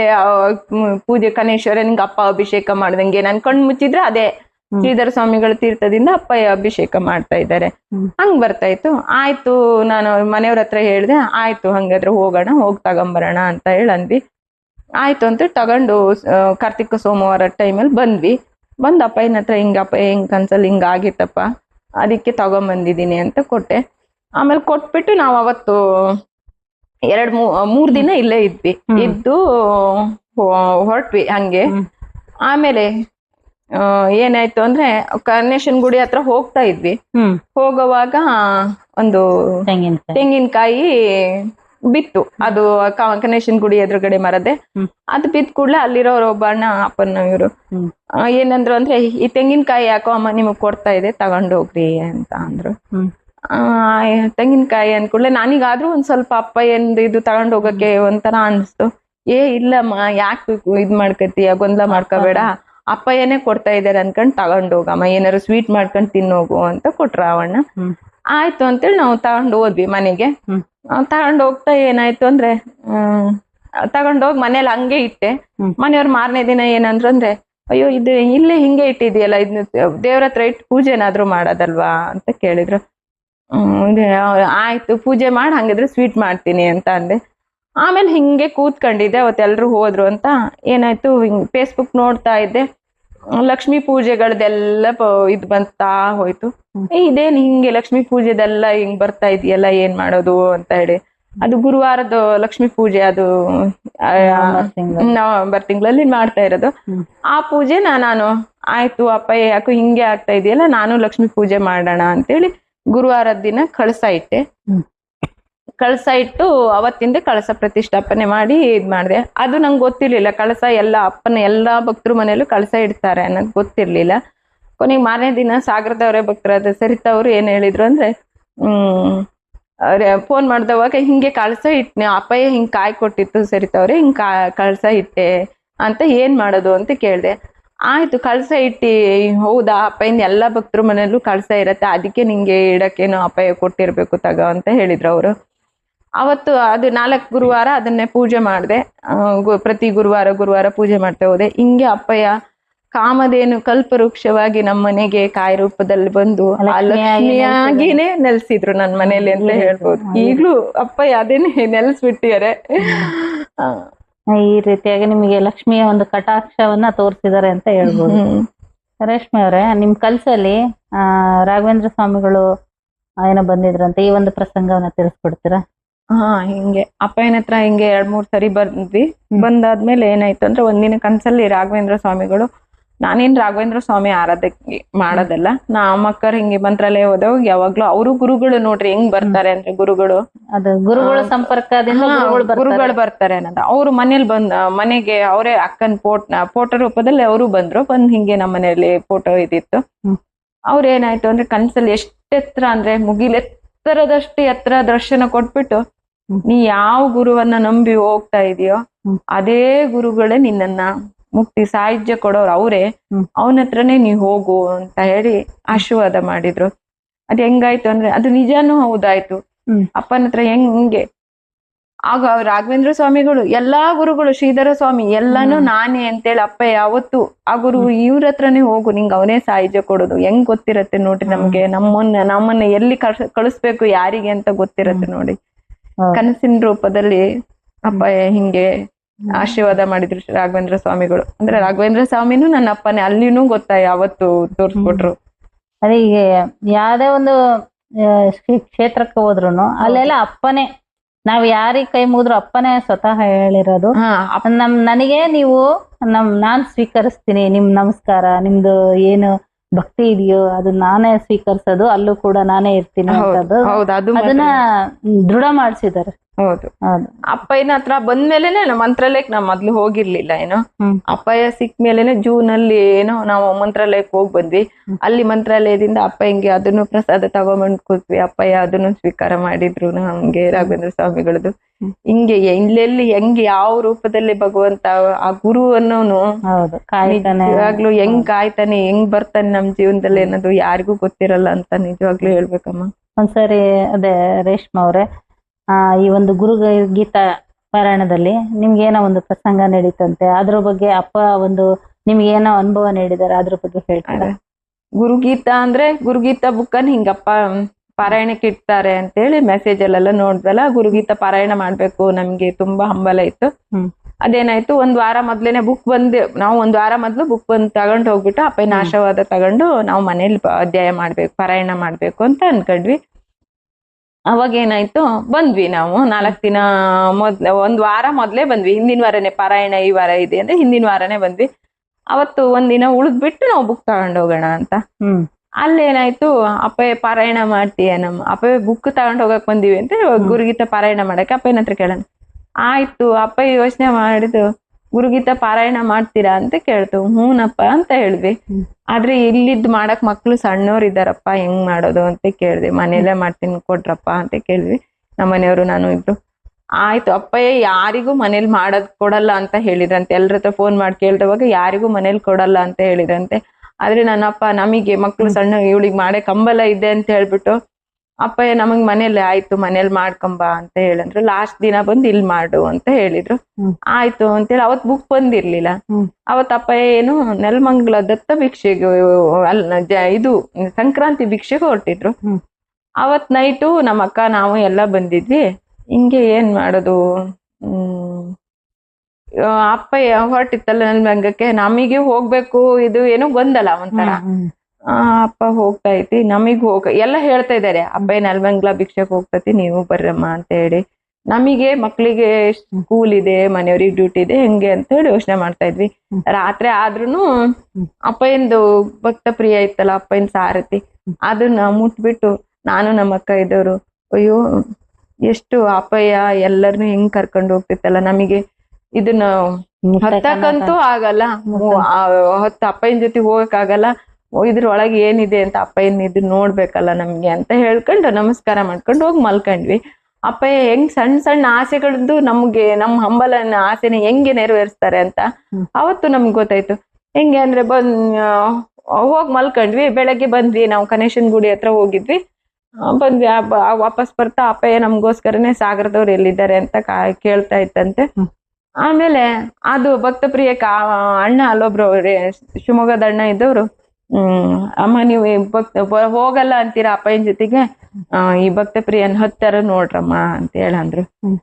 ಆಯ್ತು ಅಂತೇಳಿ ಓದ್ತೋದ್ವಿ. ಎಂತ ಪರಮನ್ ರಾತ್ರಿ ಅಷ್ಟೇ ಹೇಳಿವಿ ನಮ್ಮ ಅಪ್ಪಯ್ಯಂಗೆ, ಹೀಗೆ ನಮ್ಮ ಮನ್ಸಿನ ಆಸೆನ್ ಕೇಳ್ಬಿಡ್ತಲ್ಲಪ್ಪ ನಮ್ಮ ಅಪ್ಪಂಗೆ ಅಂತೇಳಿ ಎಲ್ಲಾ ನೋಡ್ಕೊಂಡು ಆನಂದ, ಎಷ್ಟು ಆನಂದ ಆಯ್ತು ಅಂದ್ರೆ ಭಕ್ತರು ಒಬ್ರಿಗೂ ನೋವಾಗ್ದಂಗೆ ಹೆಂಗೆ ನಮ್ಮ ಅಪ್ಪ ಸಣ್ಣ ಸಣ್ಣದು ನಮ್ಮ ಮನಸ್ಸನ್ನ ಹೆಂಗೆ ಹೃದಯಕ್ಕೆ ಹೆಂಗ್ ಕನೆಕ್ಷನ್ ಇಟ್ಕೊಂಡು ಸ್ಪಂದನೆ ಇಟ್ಕೊಂಡಿರ್ತಾರೆ ನಮ್ಮ ಅಪ್ಪ ಅಂತ ಭಾವನೆ ಅರ್ಥ ಮಾಡ್ಕೊಂತಾರೆ. ಅವತ್ ಬುಕ್ ಇರ್ಲಿಲ್ಲ ಅಂತ ಮತ್ತೆ ವಾಪಸ್ ಸಿಗ್ಲಿಲ್ಲ ಅಂತ ಹೋದ್ವಿ. ಮತ್ 1 ವಾರ ಬಿಟ್ಟು ಬಂದ್ವಿ. ನಾವು ಬಂದು ಗುರುಗೀತ ಹಿಂಗ್ ಪಾರಾಯಣ ಮಾಡಕ್ಕೆ ಅಪ್ಪ ಇಲ್ಲೇ ಫಸ್ಟ್ ದಿನನೇ ಇಲ್ಲೇ ಮಾಡ್ಕೊಂಡು ಹೋಗ್ರಮ್ಮ ಅಂತ ನಾವು ಅಪ್ಪಯ್ಯ ಅಲ್ಲೇ ಲಾಸ್ಟ್ ದಿನ ಬಂದ್ ಮಾಡ್ತೀವಿ ಅಪ್ಪಯ್ಯ ಅಂತ ಹೇಳಿದ್ವಿ. ಅದಕ್ಕೂ ನಮ್ಮಪ್ಪ ನಮ್ಮ ಆಯ್ತು ಹೋಗ್ ಮಾಡ್ಕೊಂಬ ಹೋಗು ಅಂತ ಹೇಳಂದ್ರು. ಅಲ್ಲೇನಾಯ್ತು ಅಂದ್ರೆ ಗುರುಗೀತ ಬುಕ್ ತಗೊಂಡು ಹೋಗ್ತಾ ಇದ್ವಿ. ನಮ್ಮ ಮನೆಯವರು ಏನೇನೋ ಪ್ರಶ್ನೆಗಳನ್ನ ಕೇಳ್ತಾ ಹೋದ್ರು. ನಾನು ಆ ಗುರುಗೀತದಲ್ಲಿ ಇರೋ ಅಂಶಗಳನ್ನ ನಮ್ಮ ಮನೆಯವರಿಗೆ ಹೆಂಗ್ ಹೇಳ್ಸಿದೆ ಅಪ್ಪ ಅಂದ್ರೆ, ಆ ಗುರುಗೀತ ಬುಕ್ಕದಲ್ಲಿ ಪುಸ್ತಕದಲ್ಲಿ ಏನ್ ಅಂಶಗಳಿದಾವೋ ಅದನ್ನ ನಮ್ಮ ಮನೆಯವ್ರಿಗೆ ಹೇಳಿದೀನಿ, ನಾನು ಮುಂಚಿತವಾಗಿ ಹೇಳಿದೀನಿ. ಆಮೇಲೆ ಪಾರಾಯಣ ಮಾಡ್ತಾ ಏನಾಯ್ತು, ಅಯ್ಯೋ ಅಪ್ಪಯ್ಯ ಈ ಬುಕ್ಕಲ್ಲಿರೋ ಇದನ್ನ ನನ್ಗೆ ಮೊದ್ಲೇನೆ ನಮ್ಮ ಮನೆಯವ್ರಿಗೆ ಕೈಯಾಗಲೇ ಅವ್ರಿಗಂದೆ, ನೋಡಿದ್ರೆ ಆ ಬುಕ್ಕಲ್ಲಿ ಏನಿದೆ ಅಂತ ಹೆಂಗೆ ಕೇಳ್ತಾ ಇದ್ರಿ, ನೋಡ್ರಿ ನನ್ ಕೈಯಲ್ಲಿ ಅಪ್ಪಯ್ಯ ಮೊದ್ಲೇ ನಿಮ್ಗೆ ಏನಿದೆ ಅಂತ ಹೇಳಿ ಹೇಳ್ಸಿದ್ರು ನೋಡ್ರಿ ಅಂತ ಹೇಳಂದೆ. ಹೌದು ಅಂತೇಳಿ ಅನ್ಕೊಂಡ್ರು. ಆಮೇಲೆ ಹಿಂಗೆ ಪಾರಾಯಣದ ದಿನ ಫಸ್ಟ್ ಡೇ ಶುರುವಾಯ್ತು. ಪಾರಾಯಣ ಮಾಡಕ್ ಶುರು ಮಾಡಿದ್ವಿ. ಅಪ್ಪಯ್ಯ ಅವತ್ತಿಂದಾನೇ ನಮ್ಮ ಮನೇಲಿ ಕಳಸ ಎಂದು ಸ್ಥಾಪನೆ ಮಾಡಿದ್ನೋ ಅಪ್ಪಯ್ಯ ಅವತ್ತಿಂದಾನೇ ನಮಗೆ ನೆಲೆಸ್ಬಿಟ್ರು. ಆಮೇಲೆ ಹಿಂಗೆ ಪಾರಾಯಣ ಮಾಡ್ಬೇಕು ಅಂತ ಬೆಳಗ್ಗೆ ನಾನು ಬ್ರಾಹ್ಮಿ ಮುಹೂರ್ತದಲ್ಲೇ ಮಾಡಿದ್ರೆ ಚೆನ್ನಾಗಿ, ಹೆಂಗೆ ಅಪ್ಪಯ್ಯ ಅಲ್ಲಿ ಆಶ್ರಮದಲ್ಲಿ ಹೆಂಗ್ ಅದೇ ಟೈಮಲ್ಲೇ ನಾನು ಮಾಡ್ಬೇಕು ಅಂತೇಳಿ ಎದ್ದೆ. ಹೇಳಕ್ಕೆ ಅಂದ್ರೆ ಅಪ್ಪಯ್ಯನ ಹತ್ರ ನಾ ಪ್ರತಿದಿನ ಮಲ್ಗೋವಾಗ ಅಪ್ಪಯ್ಯ ಏನ್ ಸಿಕ್ಕಿದಾರೋ ಅವತ್ತಿಂದ ಏನಂದ್ರೆ ಅಪ್ಪಯ್ಯ ನಾನ್ ಮಲ್ಗೋವಾಗ ಅಪ್ಪಯ್ಯನ ಹತ್ರ ಹೇಳ್ಬಿಟ್ಟು, ಅಪ್ಪಯ್ಯ ನೀನ್ ಬೆಳಗ್ಗೆ ನನ್ನ ಇಷ್ಟೊತ್ತಿಗೆ ಎಬ್ಬಿಸ್ಬೇಕಪ್ಪಯ್ಯ ಅಂತ ಹೇಳಿದ್ರೆ ಅಪ್ಪಯ್ಯ ಕರೆಕ್ಟ್ ಅದೇ ಟೈಮಿಗೆ ಅಪ್ಪ ಎಬ್ಬಿಸ್ತಾರೆ. ನಂಗೆ ಎಚ್ಚರಾಗಿ ಬಂದು ಪಾರಾಯಣ ಕೂತ್ಕೊಂಡೆ. ಅಪ್ಪ ಪ್ರತಿದಿನ ಹೂವಿನ ಪ್ರಸಾದ ಕೊಡ್ತಾ ಇತ್ತು. ಹೂವಿನ ಪ್ರಸಾದ ಅವತ್ತು ಅಪ್ಪಯ್ಯ ನೀನು ನನಗೆ ಆಶೀರ್ವಾದ ಮಾಡ್ಬೇಕಪ್ಪ, ಅಲ್ಲಿ ಅವ್ರೆಲ್ರು ಗಂಧ ತಿಲ್ಕ ಹಚ್ಕೊತಾ ಇದ್ದಾರೆ, ನಿನ್ ಕೈಲಿ ಹಚ್ಕೊತಾ ಇದಾರೆ, ನಂಗ ಭಾಗ್ಯ ಇಲ್ಲಪ್ಪ, ಇಲ್ಲೇ ನೀನ್ ಆಶೀರ್ವಾದ ಮಾಡಪ್ಪ ಅಂತ ಕೇಳ್ಕೊಂಡೆ. ಅದು ಆಶೀರ್ವಾದ ಮಾಡಿದ್ರು ಅಪ್ಪ, ಪ್ರಸಾದ ರೂಪದಲ್ಲಿ ಆಶೀರ್ವಾದ ಮಾಡಿದ್ರು. ಮೊದಲೇನೆ ನಾನು ಒಂದು ಹೇಳ್ಬೇಕಂದ್ರೆ ಶ್ರೀಪಾದ ವಲ್ಲಭರ ಚರಿತ್ರೆ, ನಮ್ಮಲ್ಲಿ ಆರ್ಥಿಕ ಸಮಸ್ಯೆ ಇತ್ತು ಅನ್ನಲ್ಲ, ಅದಕ್ಕೆ ಸರಿತನವರು ಏನ್ ಎಂದಿದ್ರು ಅಂದ್ರೆ, ಹಿಂಗೆ ಅಪ್ಪಯ್ಯ ಏನಾದ್ರೂ ಒಂದ್ ಸಮಸ್ಯೆ ಆಗ್ಬೇಕು ಅಂದ್ರೆ ಪರಿಹಾರ ಆಗ್ಬೇಕು ಅಂದ್ರೆ ನೀನ್ ಶ್ರೀಪಾದ ವಲ್ಲಭರ ಚರಿತ್ರೆನ ಪಾರಾಯಣ ಮಾಡು, ಇಷ್ಟು ಅಧ್ಯಾಯಗಳನ್ನ ನೀನು ಅದ್ರಲ್ಲಿ ನಿನ್ಗೇನು ಯಾವ್ದನ್ನು ಓದ್ಬೇಕೋ ಅವುಗಳನ್ನ ಪಾರಾಯಣ ಮಾಡು ನೀನು ಅಂತ ಹೇಳಿದ್ರು ಅವರು. ಆಯ್ತು ಅಪ್ಪಯ್ಯ ನನಗೆ ಏನೇ ಕಷ್ಟ ನೋವಿದೆ, ಆ ಸಮಸ್ಯೆ ಪರಿಹಾರ ಆಗ್ಬೇಕು ಅಂದ್ರೆ ಅಪ್ಪಯ್ಯ ಅವ್ರ ಭಕ್ತರ ಮೂಲಕ ನಂಗೆ ಸರಿತಾ ರಾಜೇಶ್ವರಿ ಅಮ್ಮ ಅತ್ರೇಯಪ್ಪ ಅವ್ರ ಮೂಲಕ ನನ್ನ ಎಲ್ಲಾ ಸಮಸ್ಯೆಗಳಿಗೆ ಆ ಸಮಸ್ಯೆ ಆಗದೆ ಇರಂಗೆ ನನ್ನ ಅಪ್ಪ ನಂಗೆ ಪರಿಹಾರವನ್ನು ಕೊಡಿಸ್ತಾ ಇದ್ರು. ಅವತ್ತು ಅವ್ರ ಮೂಲಕ ಹೇಳ್ಸಿದ್ರು, ನೋಡೋಣ 51 ದಿನ ಪಾರಾಯಣ ಮಾಡು ನೀನು, ಅಪ್ಪ ನಿಂಗ್ ಸಮಸ್ಯೆ ಪರಿಹಾರ ಆಗ್ಬೋದು ಅಂದ್ರು. ಶ್ರೀಪಾದ ವಲ್ಲಭರ ಚರಿತ್ರೆ ಪಾರಾಯಣ ಮಾಡಕ್ ಶುರು ಮಾಡಿದೆ. ಆ ಶ್ರೀಪಾದ ವಲ್ಲಭರ ಚರಿತ್ರೆಯಲ್ಲಿ ಏನಿದೆ, ಇರುವೆ ರೂಪದಲ್ಲಿ ಸೃಷ್ಟಿಯ ಚರಾಚರ ವಸ್ತುವಿನಲ್ಲೂ ನೀನೇ ನೆಲೆಸಿದ್ದೀನಿ ಅಂತ ಹೇಳ್ತಾರಲ್ಲ, ಅದ್ರಲ್ಲಿ ಇರುವೆ ರೂಪದಲ್ಲೂ ಭಗವಂತ ಸೃಷ್ಟಿ ಚರಾಚರ ವಸ್ತುವಿನಲ್ಲೂ ಇವರೇ ಇದ್ದಾರೆ ಅಂತ ಹೇಳ್ತಾರಲ್ಲ. ನನಗೆ ಅಪ್ಪಯ್ಯ ನೀನು ಈ ಇರುವೆ ರೂಪದಲ್ಲೇ ನಂಗೆ ತೋರಿಸ್ಬೇಕು, ಶ್ರೀಪಾದ ವಲ್ಲಭ ದತ್ತ ನೀನೇ ಆಗಿ, ನಮ್ಮನೇಲಿ ಯಾರು ಇಲ್ಲ ಅಪ್ಪಯ್ಯ, ನಿನ್ ಫೋಟೋ ಒಂದೇ ಇರೋದು, ದತ್ತನೂ ಇಲ್ಲ ಶ್ರೀಪಾದ ಯಾರು ಇಲ್ಲ ಅಪ್ಪಯ್ಯ ಅಂತ ಹೇಳಿ ಆ ಶ್ರೀಪಾದ ವಲ್ಲಭರ ಬುಕ್ಕನ್ನ ಹಿಂಗ್ ಇಟ್ಕೊಂಡೆ ಅಂದ್ರೆ ಇಡೀ ಬೇರೆ ಯಾವ ಪುಸ್ತಕನೂ ಏನು ಹೋಗಲ್ಲ, ಹಿಂಗ್ ಪುಸ್ತಕ ಇಟ್ಕೊಂಡೆ ಅಂದ್ರೆ ಇಡೀ ಮೈಯೇ ರೋಮಾಂಚನ ಆಗತ್ತಮ್ಮ ನನಗೆ. ಅಷ್ಟು ಆ ಪುಸ್ತಕದಲ್ಲಿ ಶಕ್ತಿ ಇದೆ. ಶ್ರೀಪಾದ ವಲ್ಲಭರು ನನ್ನ ಹಿಂಗ್ ಮುಟ್ಟಿದ್ರೆ ಸಾಕು, ಅಧ್ಯಾಯ ಪಾರಾಯಣ ಮಾಡ್ತಾ ಇದ್ದೀನಿ ಅಂದ್ರೆ ಒಂದ್ ಆಳೆ ಹಿಂಗ್ ತಿರುವಿದೆ, ಹಿಂಗ್ ಮಾಡ್ದೆ ಅಂದ್ರೆ ಶ್ರೀಪಾದರಾಜಂ ಶರಣಂ ಪ್ರಪದ್ಯ ಅಂದ್ರೆ ಇಡೀ ಮೈಯೇ ನನಗೆ ಗೂಸ್ ಬಂಪ್ಸ್ ಬರತ್ತಲ್ಲ, ಅದೆದ್ದು ಅಷ್ಟು ಖುಷಿ ಕೊಡ್ತಾರೆ. ಅವತ್ತಿಂದ ಅಪ್ಪಯ್ಯ ಇರುವೆ ರೂಪದಲ್ಲಿ ನನ್ಗೆ ನಮ್ಮ ಮನೇಲಿ ಬಂದು ಅಪ್ಪಯ್ಯ ನಿರ್ಸಕ್ ಶುರು ಮಾಡಿದ್ರು. ಅದು ನಮ್ಮ ಮನೇಲಿ ಇರುವೆಗಳು ಬೇರೆ ಕಡೆ ಇದ್ವು, ಇರುವೆಗೆ ನಾನು ಲಕ್ಷ್ಮಿನೇ ಇವ್ರು ಅಪ್ಪಯ್ಯ ಇರುವೆ ರೂಪದಲ್ಲಿದ್ದಾರೆ ಅಂತ ಹೇಳ್ಬಿಟ್ಟು ಅವಕ್ಕೆ ಸಕ್ಕರೆ ಹಾಕ್ತೀನಿ. ಆದ್ರೆ ಪೂಜೆ ಟೈಮಲ್ಲಿ ಒಂದೇ ಇರುವೆ ಹೆಂಗ್ ಬರತ್ತೆ, ಎಲ್ಲಿಂದ ಬರತ್ತದು? ಬಹಳ ಇರುವೆ ಇದ್ರೆ ಅದು ತುಂಬಾ ಇದೆ ಅನ್ಕೋಬಹುದು. ಹೆಂಗೆ ಇನ್ ಬೇರೆಯವ್ರಿಗೆ ಈಗ ಹೇಳಿದ್ರೆ, ನಿಮ್ಮ ಹತ್ರ ಹೇಳಿದ್ರೆ ನಂಬ್ತಾರೆ, ಆದ್ರೆ ಬೇರೆಯವ್ರ ಹತ್ರ ಹೇಳಿದ್ರೆ ಏನ್ ಹೇಳ್ತಾರೆ? ಇವಳಿಗೆ ತಲೆ ಸರಿ ಇಲ್ಲ ನೋಡ್ರಿ, ಇಲ್ಲೂ ಬಂದಿದ್ದಾನೆ, ಕೊನೆಗೆ ತಲೆ ಸರಿ ಇಲ್ಲ ಅಂತ ಹೇಳಂತಾರೆ. ಹಂಗೆ ಅವತ್ತಿಂದ ಶುರುವಾಯ್ತು. ಆಮೇಲೆ ಗುರುಗೀತ ಪಾರಾಯಣ ಮಾಡಕ್ ಕೂತವಾಗ ಹೆಂಗಾಗ್ತಿತ್ತು ಅಂದ್ರೆ, ಫಸ್ಟ್ ಡೇ ಶುರು ಮಾಡಿದ್ನ, ಅಪ್ಪಯ್ಯ ಯಾಕೋ ಬಂದಿಲ್ಲಲ್ಲ ನೀನು, ಇನ್ನೂ ಬರ್ಲಿಲ್ಲಲ್ಲ ಅಪ್ಪಯ್ಯ, ನೀ ಬರ್ಬೇಕು, ನಂಗ್ ಬಂದಿಲ್ಲ ಅಂದ್ರೆ ನಂಗೆ ಓದಕ್ಕೆ ಮನ್ಸೇ ಆಗಲ್ಲ ಅಪ್ಪಯ್ಯ, ನೀ ಬಾ ನಂಗೆ ಅಂತೇಳಿ ಅದ್ ಹೆಂಗ್ ಅಂಬಲ ಕೊಡ್ತಾರೆ ಅಪ್ಪಯ್ಯ ಅಂದ್ರೆ, ಅದ್ ಬರಾತಕ್ಕ ನನಗೆ ಏನೋ ಒಂಥರ ಮನ್ಸಿಗೆ ಸಮಾಧಾನ ಇರ್ತಿಲ್ಲ. ಬಾರಪ್ಪಯ್ಯ ನೀನು ಅಂತ ಮನ್ಸಲ್ಲಿ ಕೂಗಿ ಜೋರ್ ಕೂಗೋಣ ಅಂದ್ರೆ ಮನೆಯವ್ರೆಲ್ಲ ಮಲಗಿರ್ತಾರಲ್ಲ, ಕೇಳಂಗಿಲ್ಲ ಅಂತೇಳಿ, ಮಕ್ಳು ಮಲಗಿರ್ತಾರೆ, ಎದ್ ಬಿಡ್ತಾರಂತ. ಮನ್ಸಲ್ಲೇ ನನ್ನಪ್ಪ ಜೋರ್ ಕೂಗಿದ್ರೆ ಕೇಳಲ್ಲ, ನನ್ನಪ್ಪಂಗೆ ಈ ಹೃದಯ ಅದು ಮನಸ್ಸಿನ ಮಾತೆ ಅವನಿಗೆ ಕೇಳೋದು. ಅದು ಕರೆದ ಕೂಡಲೇ ಅದ್ ಎಲ್ಲಿಂದ ಬರತ್ತೋ ಗೊತ್ತಿಲ್ಲ, ಹಿಂಗೆ ತಕ್ಷಣ ಬಂದ್ಬಿಡೋದು. ಬಂದು ಆ ಬುಕ್ ಅಪ್ಪಯ್ಯ ನೀನೇ ಅಂತ ಹೇಳಿದ್ರೆ ಇದೆಲ್ಲ ಹೋಗ್ಬೇಕು ಅಂತ ಹೇಳಿದ್ರೆ, ಅಪ್ಪ ನಾನ್ ಹೆಂಗ್ ಹೇಳ್ತೀನೋ ಹಂಗೆಲ್ಲ ಇರುವೆ ಆ ರೂಪದಲ್ಲಿ ಎಲ್ಲ ಹೋಗ್ಬಿಟ್ಟು ನಂಗೆ ತೋರ್ಸೋದಪ್ಪ. ತೋರ್ಸ್ಬಿಟ್ಟು ಆಮೇಲೆ ಬಂದು ನನ್ ಮೈ ಮೇಲೆಲ್ಲ ನನಗೆ ಎಲ್ಲಿ ಹೋದ್ರುನು ಒಂಥರ ಮೈ ಕಚಗುಳಿ ಕೊಡೋದು. ಅದೊಂಥರ ನನಗೆ ನೋವು, ಎಷ್ಟು ನೋವಿದ್ರು ಅದು ನನ್ನನ್ನ ಅಷ್ಟು ನಗ್ಸಿ ಹೋಗೋದು. ಹಿಂಗೆ ಆಯ್ತು, ಹಿಂಗೆ ನಾವು ಮರೆಸ್ಬಿಡೋದು, ನೋವನ್ ಮರ್ಸಿ ಅದ್ ಎಷ್ಟು. ಮತ್ತೆ ಪೂಜೆ ಮಾಡಿದ್ಮೇಲೆ ಅಲ್ಲಿ ಇರ್ತಾನೆ, ನಂದು ಇದು ಮಂಗಳಾರತಿ ಮುಗೀತು ಅಂದ್ಮೇಲೆ ಅದು ಕಣ್ಣಿಗೆ ಕಾಣಿಸ್ತಿರ್ಲಿಲ್ಲ. ಮತ್ತೆ ನೆಕ್ಸ್ಟ್ ಡೇ ನಾನು ಪೂಜೆ ಟೈಮಲ್ಲೇ ಅದು ಬರೋದಾಗಿತ್ತು. ಅದು ನಾನು ಅಪ್ಪಯ್ಯ ಬಾ ನೀನು ಅಂತ ಕರೆದ್ರೆ ಮಾತ್ರ ಅದು ದರ್ಶನ ಕೊಡೋದು. ನಂಗೆ ಅದ್ ಬಂದ್ರೆ ಮಾತ್ರ ಪೂಜೆಲಿ. ಈಗಾದ್ರೂ ಅಷ್ಟೇ, ಅಪ್ಪಯ್ಯ ನೀ ದಿನಾ ನನ್ ಮನೇಲಿ ನಂಗೆ ಇರುವೆ ರೂಪದಲ್ಲಿ ನೀನ್ ಬರ್ಬೇಕು, ಇರ್ಬೇಕಪ್ಪಯ್ಯ, ದಿನಾನು ನನ್ ಜೊತೆಗೆ ಇರತ್ತದು. ಆ ರೀತಿ ಹಂಗೆ ಹಿಂಗೆ ಒಂದಿನ ಆಯ್ತು, 2ನೇ ದಿನ ಆಯ್ತು, 3ನೇ ದಿನ, 4ನೇ ದಿನಕ್ಕೆ ಸಂಕ್ರಾಂತಿ ಬಂತು. ಅವತ್ತು ಏನಾಯ್ತು, ಸಂಕ್ರಾಂತಿ ದಿನ ಹಿಂಗೆ ಸಂಕ್ರಾಂತಿದೆಲ್ಲ ಪ್ರಸಾದಗಳನ್ನ ಇಟ್ಟಿದ್ದೆ.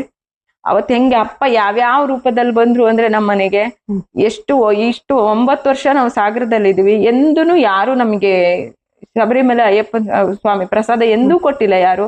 ಅವತ್ತು 2 ಸರಿ ಬಂತು, ಬೆಳಗ್ಗೆ ಬಂತು ಮತ್ತೆ ಸಂಜೆನೂ ಬಂತು ಸಂಕ್ರಾಂತಿ. ಶಬರಿಮಲೆ ಅಯ್ಯಪ್ಪನೇ ನನ್ನಪ್ಪನು ಅಂತ ಅಲ್ಲೂ ತೋರಿಸಿದ್ರು.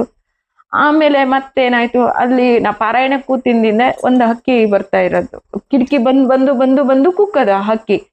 ಅದು ಅಯ್ಯೋ ಈ ಹಕ್ಕಿ ಏನಂಗ್ ತೊಂದ್ರೆ ಕೊಡತ್ತೆ ಪೂಜೆ ಟೈಮಲ್ಲಿ ಅಂತ ಹೇಳ್ಬಿಟ್ಟು ನನಗ್ ಪೂಜೆಗೆ ಡಿಸ್ಟರ್ಬ್ ಆಗತ್ತೆ ಅಂತ ಗ್ಲಾಸಲ್ಲಿ ಅದ್ರ ಮುಖ ನೋಡ್ಕೊಂಡು ಅದು ಕುಕ್ಕದು. ಅದಕ್ಕೆ ಅದು ಸೌಂಡ್ ಆಗೋದಲ್ಲ, ಏನ್ ತೊಂದ್ರೆ ಕೊಡತ್ತೆ ಅಪ್ಪಯ್ಯ ನೀನೇ. ಕೊನೆಗೆ ಅದ್ರಲ್ಲೂ ನಂಗೆ ಪ್ರಶ್ನೆ ಮತ್ ಬಂತ, ಅಪ್ಪಯ್ಯ ನೀನೇನ ಅಂತ. ಕೊನೆಗೆ ಆಯ್ತು ಇದಕ್ಕೆ ಅಪ್ಪಯ್ಯನೇ ಅಂತ ದೃಢ ಮಾಡ್ಕೋಬೇಕಲ್ಲ.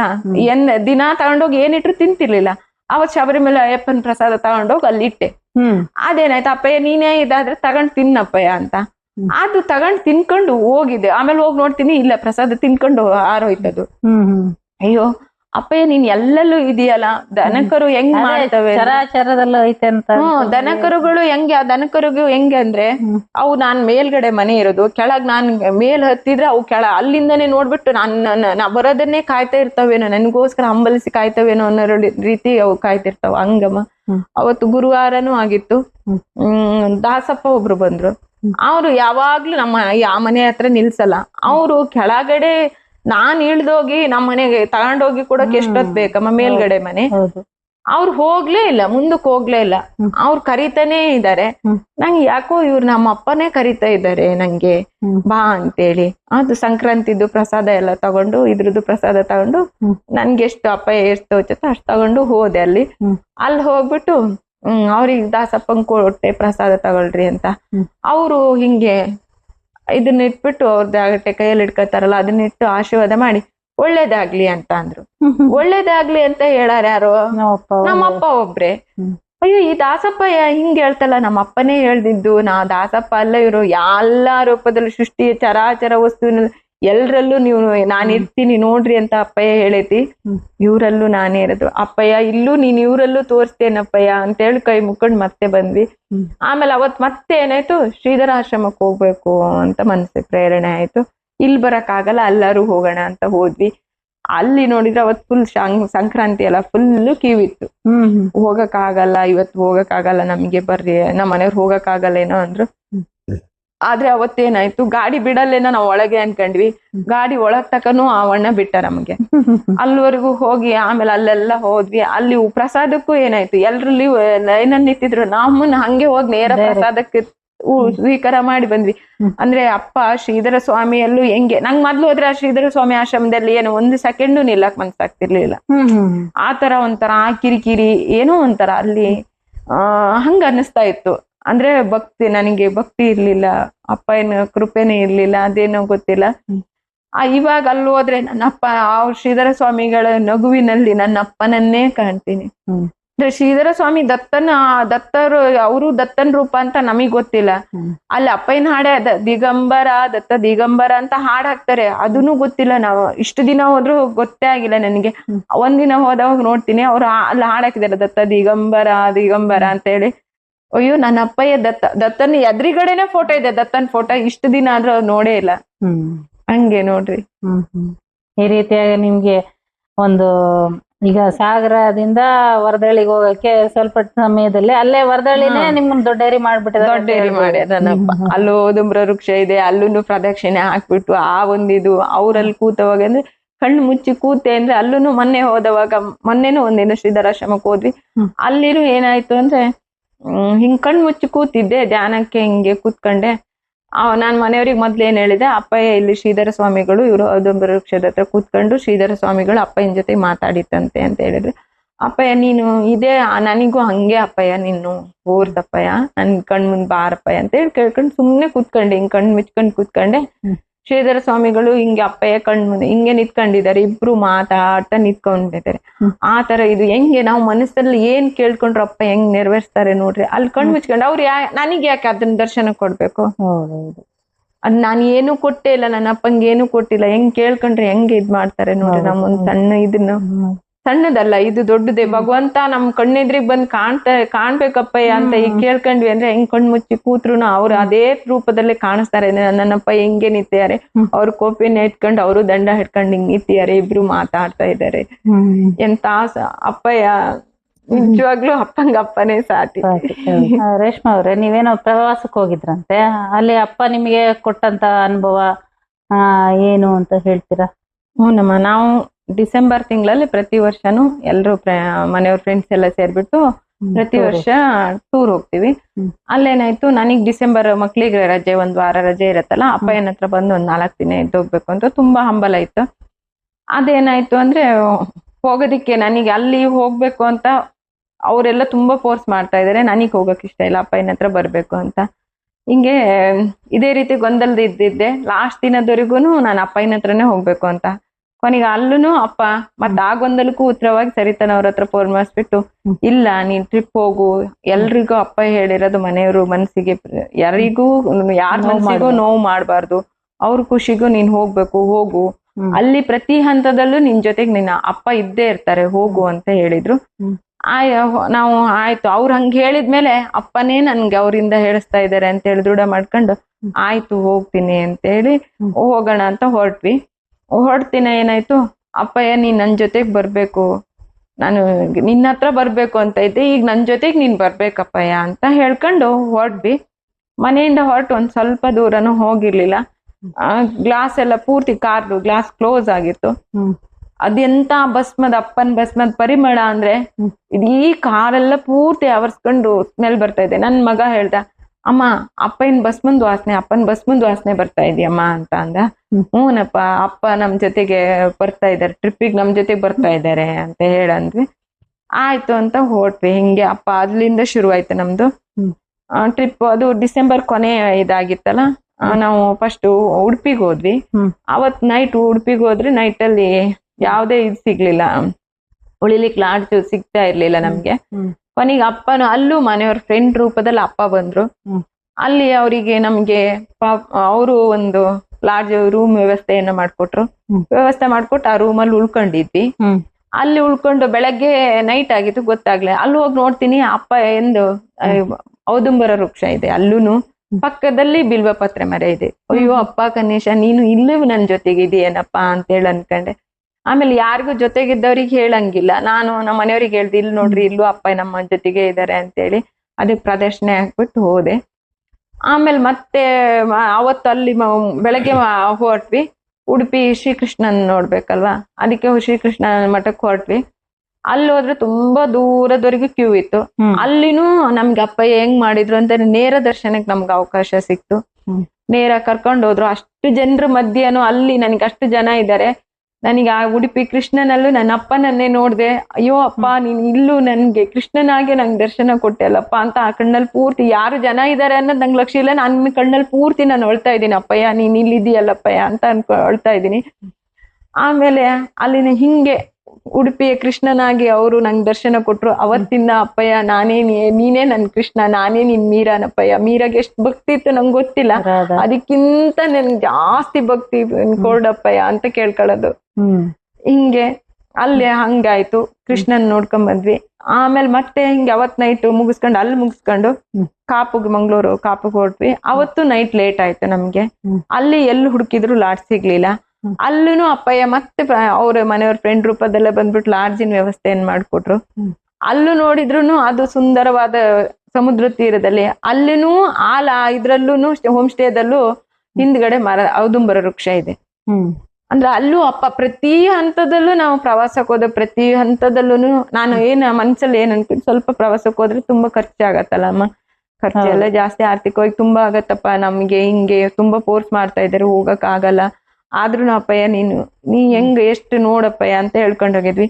ಅಲ್ಲಿ ನೋಡ್ರಿ ಲಾಡ್ಜ್ ವ್ಯವಸ್ಥೆ ನನ್ನಪ್ಪ ಇದ್ ಮಾಡ್ಕೊಟ್ರು, ಊಟದ ವ್ಯವಸ್ಥೆ ಮಾಡ್ಕೊಟ್ರು, ಎಲ್ಲಾನು ನನ್ನಪ್ಪ ಮಾಡಿಸ್ಕೊಟ್ಟು ಹೆಂಗೆ ನಮ್ಮನ್ನ ಇದ್ ಮಾಡಿದ್ರಂತೆ. ಪ್ರತಿ ಹಂತದಲ್ಲೂ ಆ ಟ್ರಿಪ್ ಅಲ್ಲೂ ಕೂಡ ನಮ್ಮಪ್ಪ ನಮ್ಗೆ ಖರ್ಚನ್ನ ಆರ್ಥಿಕವಾಗಿನೂ ನಮ್ಗೆ ಖರ್ಚನ್ನ ಕಡಿಮೆ ಮಾಡ್ಬಿಟ್ಟು ನಮ್ಮಪ್ಪ ಎಲ್ಲದನ್ನು ಇದ್ ಮಾಡ್ಕೊಟ್ಟು ನನ್ ಜೊತೆಗಿದ್ರಮ್ಮ ಅಲ್ಲೂನು. ಇಷ್ಟ ಯಶಸ್ವಿಯಾಗಿ ಪ್ರವಾಸನ ಮಾಡ್ಕೊಟ್ರು. ಅಂದ್ರೆ ನಾವ್ ನಾವ್ ಹೆಂಗೆ ಭಗವಂತನ ಹತ್ರ ನಾವ್ ಹೆಂಗ್ ಹೇಳ್ಕೊಂಡ್ ಹೋಗ್ತೀವೋ ಅದನ್ನ ಈಡೇರಿಸ್ತಾನೆಪ್ಪ ಅಂತ ಅದ್ ಮಾತ್ರ ನಿಜ ನಮ್ಮ.